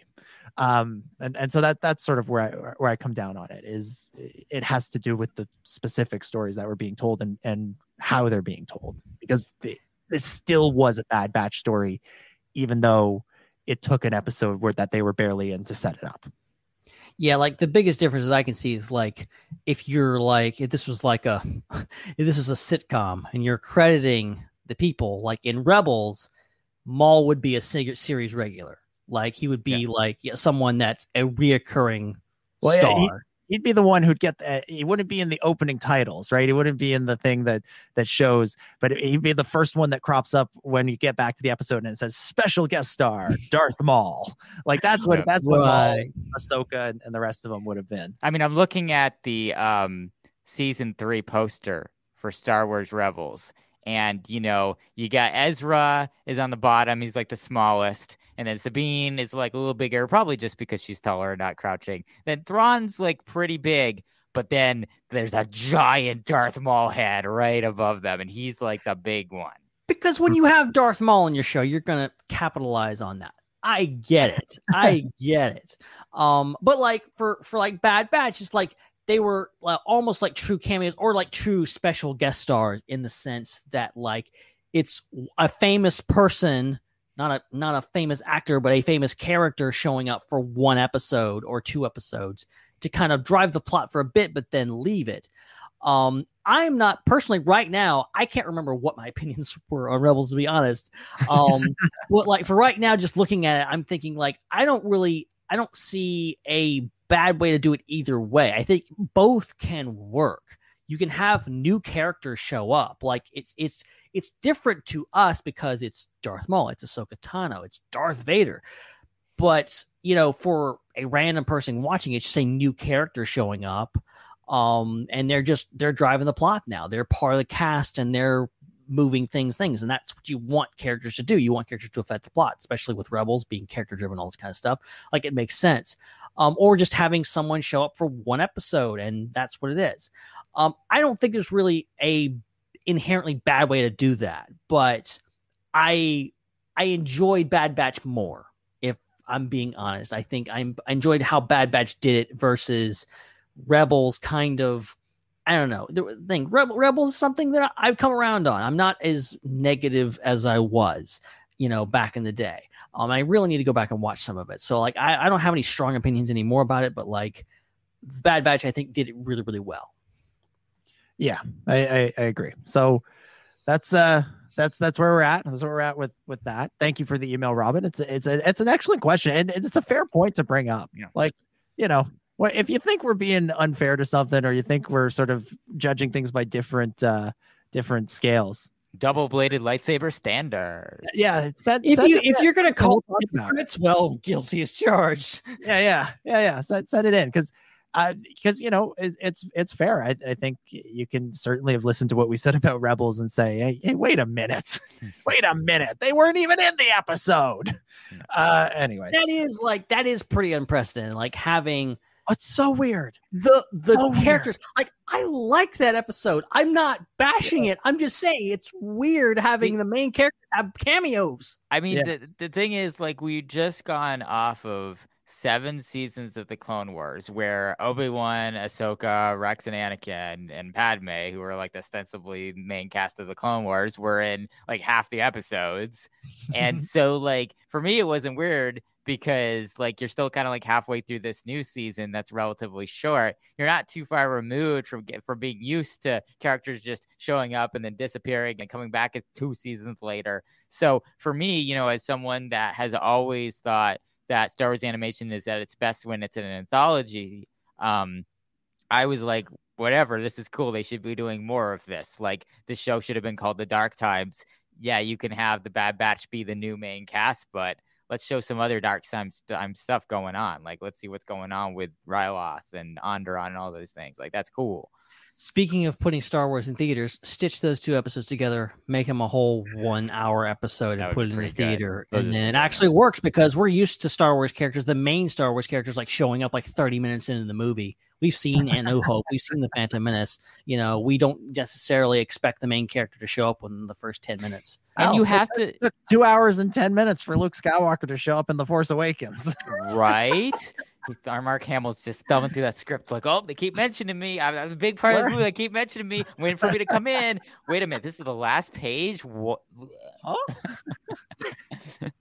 I mean, no, I think that if you bring in either characters that are new completely or they're characters that are new to a particular show, you have to spend the time to develop them. You can't just have them show up and then it be about the main cast. I feel like the stakes are not raised high enough. Your emotional attachment isn't there unless you give those characters that time. And that's why I, have always disliked. I mean, I think one of my issues with Star Wars animation that I've had, with the exception of Clone Wars Season 7 since 2013 is this concept of we need to fit a story into 22, 23, 24 minutes because you don't have time if you want to put a complete story in there with both your main cast and your new characters. You don't have a lot of time to make you care about the new characters. And that's why the 2 ways to do that are to have a 40-minute episode or longer, like Doctor Who. I mean, there's so many episodes of Doctor Who where, yeah, it's about the Doctor and whoever his companions are, but you have like 20-30 minutes of screen time devoted to whoever those new characters are. And Doctor Who can turn around every week and make you care so much about new characters. And like, I remember watching episodes and like crying about like this girl in this fireplace who we didn't even know because they devoted the time to it. And so like, you have to either have these longer episodes, or if you're going to do short episodes, you have to have arcs. You have to have a full episode that's cut into chapters like they did with all of the Clone Wars stories. All of the best Clone Wars stories are multi-chapter stories where it's one long 40 or 60 or even like almost 90-minute long episode cut up. And that's, of course, why the first episode of The Bad Batch is one of the greatest episodes, in my opinion, because you have to reacquaint us with the Bad Batch and you have to make us care about Omega. And they did, because they gave us the time.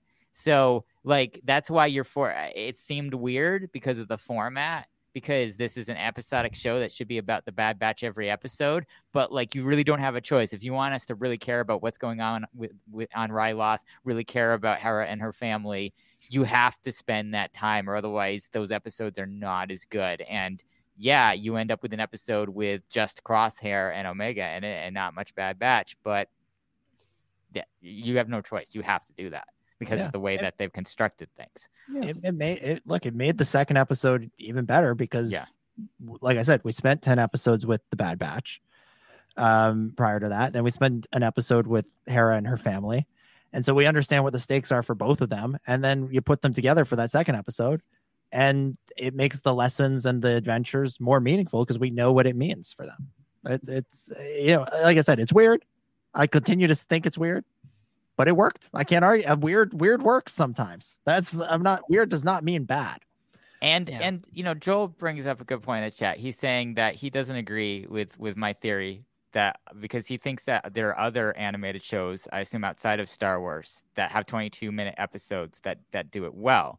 And he just thinks Star Wars has not been able to do it in 22 minutes, but it's possible. And you know what? I'll say yes, definitely. I mean, look at how much they made us care about some of the characters in the Clone Wars micro series in 5 minutes. Like you can make us care. I know you don't agree with that, Dominic. I don't. Yeah, I didn't care about any of those characters. Dominic, for the audio listeners, this is why you need to watch YouTube. You get to see Dominic's faces when I talk, which I'm sure you've been seeing in your head for 10 years. I'm sure you can see those faces in your head. But what characters do we care about on that show? Like, I mean, Anakin, sure, Obi-Wan, sure, Padme, sure, but we care about them from the other movies. I mean, I care about that ARC trooper, Fordo. I think he's pretty freaking cool. I care about him. Cool. I will not argue that he's cool. That was all visual. It was just him being awesome. Yeah, doing this and that, and it's all cool. But Kit Fisto is pretty cool. Mace episode. Shag Guy, awesome. Come on now. How can you not care about him? Right. Yoinks. But anyway, the thing is, like, if you want to be really succinct about it, I mean, I've seen so many. There's this great YouTube channel called Omeletto that has like 20-minute mini movies in it. It's like all the best short films. Somehow they bought the rights to all of them to put for free on YouTube. It's the best thing ever. Please go there. Unless you need to get some job done or homework or something, then don't go there because you can get sucked in. Like, oh, it's just another 20-minute movie.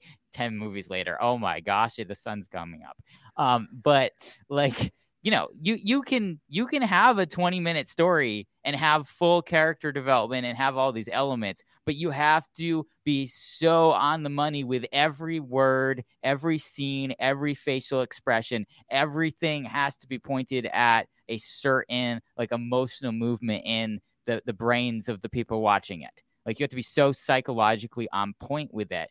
And, it's tough to do that in a show that is kind of more of a general audience show where a lot of it's about the budget of the production and moving a plot forward, and there's all these moving pieces. It's hard to focus on really intense, quick, succinct writing because that's just not the style that Star Wars does. Now, I very much expect to watch Star Wars Visions. I think they're going to do that because when you're a studio and you have the opportunity to make one Star Wars thing and that's it, And even if it's 10 minutes, you're going to put the amount of time that most people would put into a movie into that's 10 minutes, and you'll be able to cut it down to have every moment mean something, every single second matter. And yes, you can do that.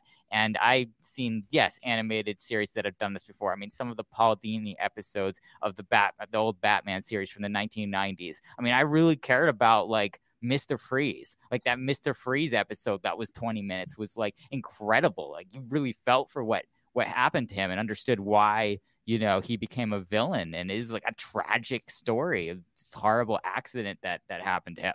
So it's like you can do that. But again, it's just if you're trying to make all these episodes and you're trying to kind of move a plot forward and you're kind of trying to be just like a workhorse show that's kind of tying things together and keeping things going, it's really hard to do that. And so when you do that, it's a lot easier to give yourself some more space to breathe and do it in a little bit longer of a time span. Well, and the other thing is the scope of the show, right? Like if you want the shows to do big set pieces, then you have to build up to them. You bring up a short film. Short films tend to focus in on a small moment. You don't get, the Death Star run is not a short film, right? Like that, you can watch that as in and of itself, and it's a little exciting piece, but it doesn't carry the same weight unless you've seen the rest of the movie. And so you do a short film and you do a little vignette, and yes, you put all of the emotion into it, but it's generally a smaller story. It doesn't go as big as I think they want to on some of these Star Wars shows. And so as a result, you need a little more time, which is what you were saying in the first place. Yeah. That's, I just wanted to add that, in as well. Cause like think of the Pixar shorts, like they're little stories. They're wonderful and adorable, and I love that movie. And I even have a distant connection to that one. It's very small in scope, but it's a wonderful story and it's incredible. We're talking about Bow. Yeah. For anybody that's not watching, which you need to. Right. I can't remember why I wanted to bring that up, but that was just something I thought about as you were talking. I just wanted to add that in too, because Bad Batch is trying to do something cinema quality in terms of scope, and so you need a little bit more time for that. Yeah. And that's why you do that weird episode, so you can have it. Yeah, you can have it both ways, or and try at least. It's the best of both worlds. All right, let's chill out, take it slow, and read the next email. This one comes from Jesse. And this one says, good evening, SWU. In a recent episode, you touched on new additions to the High Republic book releases. I have read Light of the Jedi and am experiencing it again in audio format. The next book I have to read in both formats, visual and audio, is Into the Dark. I'm not trying to read every single thing the High Republic releases, and would like to focus on one major story that they cover in the time period. What would you recommend for the most cohesive story? And also, something I've noticed in my listen to Light of the Jedi, I'm not a big fan of books that jump in the timeline. I feel like a chapter 1 that takes place in the future with everything else being set in the past chronologically, that's how that word is said, works better than how the High Republic does it in book 1, constantly jumping around to different time frames out of chronological order. What are your thoughts on the time skipping that takes place in Light of the Jedi? And would you prefer to have the story presented Jesus, why can't I speak? Chronologically? It's a mouthful. Or leave it as it is. As always, the podcast opens my eyes to viewpoints I wouldn't always consider, and enjoy exploring those thoughts. May the Force be with you. Well, thank you very much, Jesse. I'll answer the first part first, which is, I think if you want to read the main story, I think the Del Rey books are the ones to go to. So that's Light of the Jedi and The Rising Storm are the two that are available now. And then the third one comes out early next year. I think it's called Fallen Star, and it's by Claudia Gray. So it'll be good. Just for record, I think I've read a few of the other novels, but I mostly just read those two, and you get a pretty good picture of like what's going on. Like you're not totally lost. Like you will characters will show up and you're like, who is this guy? Who is this girl? Like and you're like, okay, I must have missed something, but like you're getting most of it. So it's a pretty complete picture. And those those do follow a couple of main characters like Belle. There's a lot of Stellan over, Elzar. Like those are characters that are sort of the main ones in those books that you are following a set of characters, a main character set. It's the sort of the secondary and tertiary characters that sometimes you go like, hey, who is this person again? And if you'd read the other stuff, then you'd know, oh, it's the person from that book. But it's less. What's his name? Ram Jamma or whatever his name. Ramajamma Bambalama. Yeah. Oh, that guy like shows up like I know this guy. It's from another story. Yeah, when that guy shows up, it's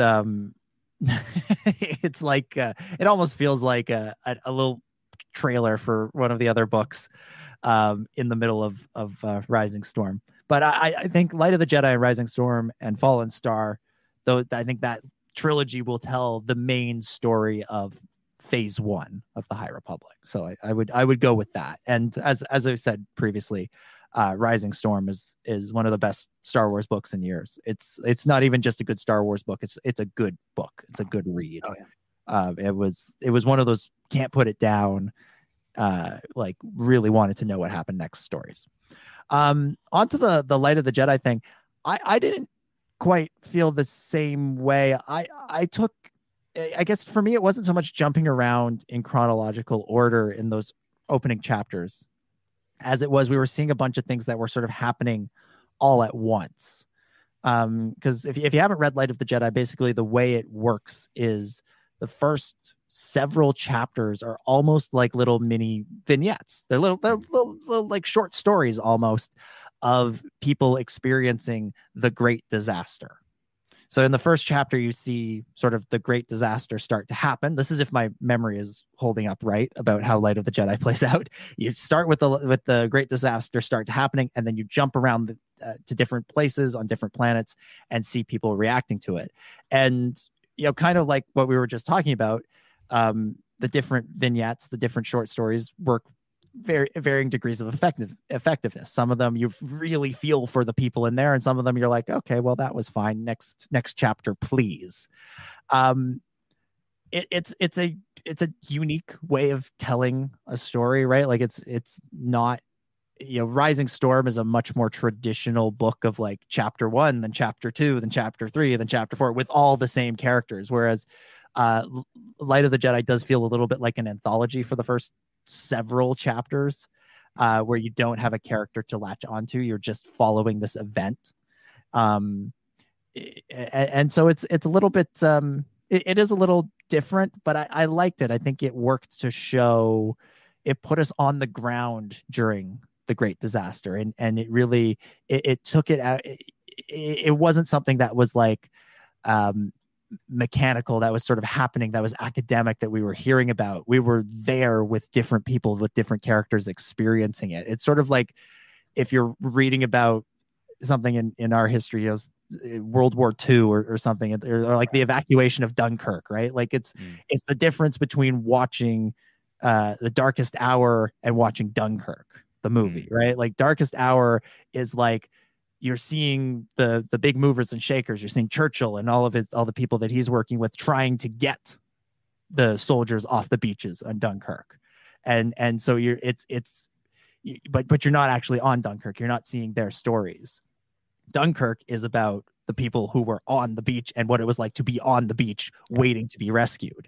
And so Light of the Jedi, the opening chapters are really, they feel more like Dunkirk, the movie, because you're like seeing all of these people experience the great disaster. And then as the story goes on, then you start to hear from the Jedi and other characters who are sort of the more Churchill and other, big movers and shakers, people who are, making the decisions that are affecting the people on the ground. But those decisions, to me, it worked because those decisions carried extra weight because we had already seen what it was like on the ground. We knew what it was like to be on the beach. We'd seen Dunkirk. So now when you're watching The Darkest Hour, those decisions carry extra weight because you know what it was like to be there waiting, just waiting for somebody to come and rescue you while the Nazi army is literally closing in on you.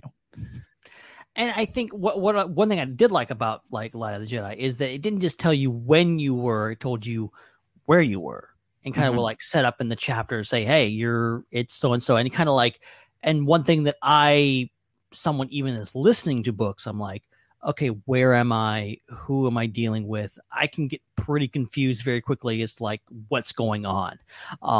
So that was better, and it kind of like would kind of like go, okay, you're on this planet and it's 40 minutes to impact, and you know you're kind of engaging of like, okay, how far away is it from this particular place?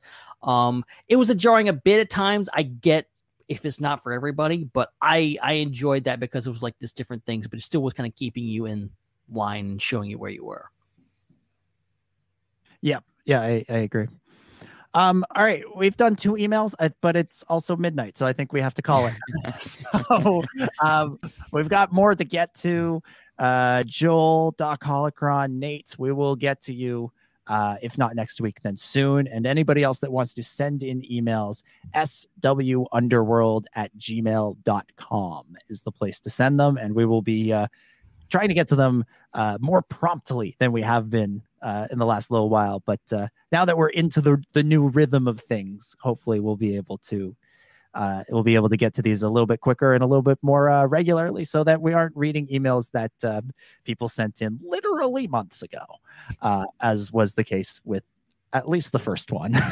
So swunderworld@gmail.com is the place to send it. And with that, we'll begin to wrap things up for this week.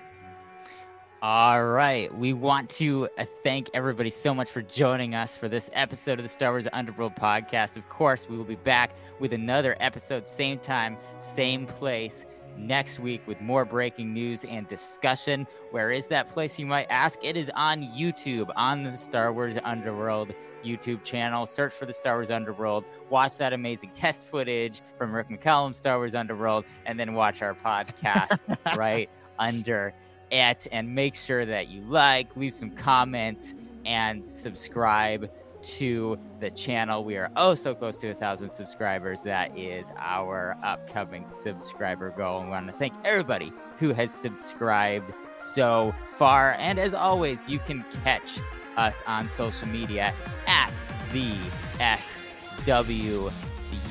Dominic, thank you so much for hosting tonight. It was my pleasure, as always. It was great fun going through that smorgasbord of Star Wars news, as we said at the top. Lots of interesting stuff that we talked about, and lots of interesting stuff that we skipped, that we saved for next week. There is a Star Wars Resistance story that I was talking about earlier that I'm really looking forward to getting into and talking about. Me too. As a show I missed dearly and wish they could have done a 3rd season of. And we might even have a little bit of insight into what that 3rd season might have been had it gotten the chance to be. So hopefully we can do a mini Kazuda cast next week and get into some of this, some of the Star Wars Resistance stuff. But yeah, it's been fun this week, and can't wait to do it all again in 7 days' time. Long overdue. And you can follow Dominic on social media at DominicJ25 for lots of pictures of the CN Tower, which is 3 Star Destroyers high, as we've found out. You joke about that. I could do that if I really wanted to. I have to go there a lot these days, so I could be getting some. I could just turn my account into a CN Tower Stan account. Sounds fantastic. At Dominic J25, go comment and harass him over there until he does it. And Ben, thank you so much for hosting too. Oh, it was a pleasure as always. And yeah, guys, don't forget now, next week, if I bring the top hat, you got to bring those reaction videos, all right? We have a deal, all right?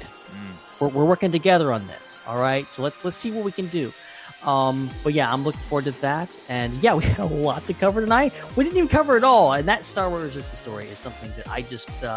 I listened to the episodes from... I will tell everybody, just as preparation for next week, go listen to the Friends of the Force podcast. Right after you're done listening to this, good show.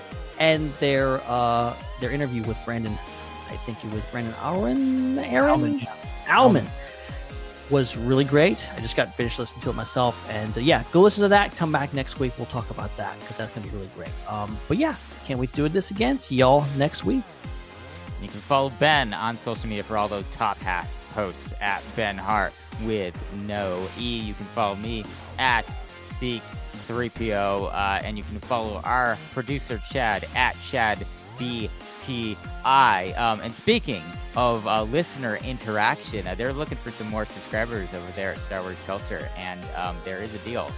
500 people subscribe. Chad will wear a Slave Leia outfit on stream. So, why am I just now hearing about this? Excuse me, I'm going to go unsubscribe now. Thank you. Goodbye. So search for Jordan, I'm sorry, but I can't abide this. Search for Star Wars Culture. Scroll down through all the other culture Star Wars stuff that's not fun, and find that channel and subscribe over there. We know how many of you are out there. If all of you subscribe, this will happen in an hour.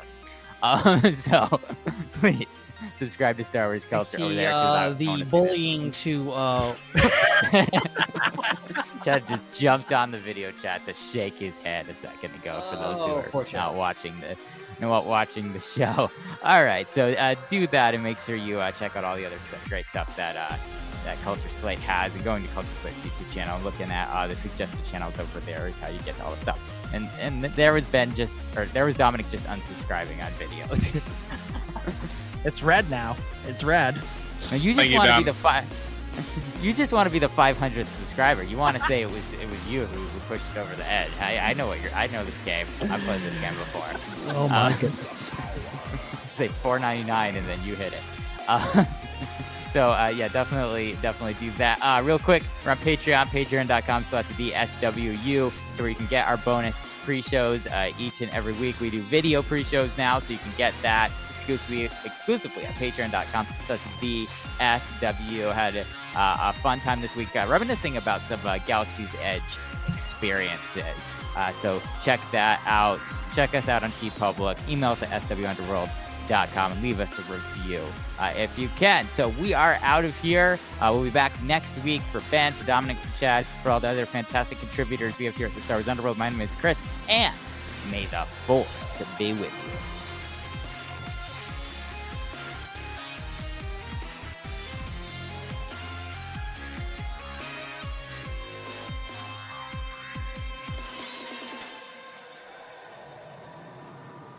Don't end the broadcast just yet. Keep it rolling for just a second, because you were going so fast through the outro there. You said you skipped over several important parts of links because it's patreon.com/theswu. And it's not also SW. Yeah, which that one that happens to us all. That happens to us all sometimes. But it's the other one, which was the email address. What did I say? Is not swunderworld@.com. Did I say that?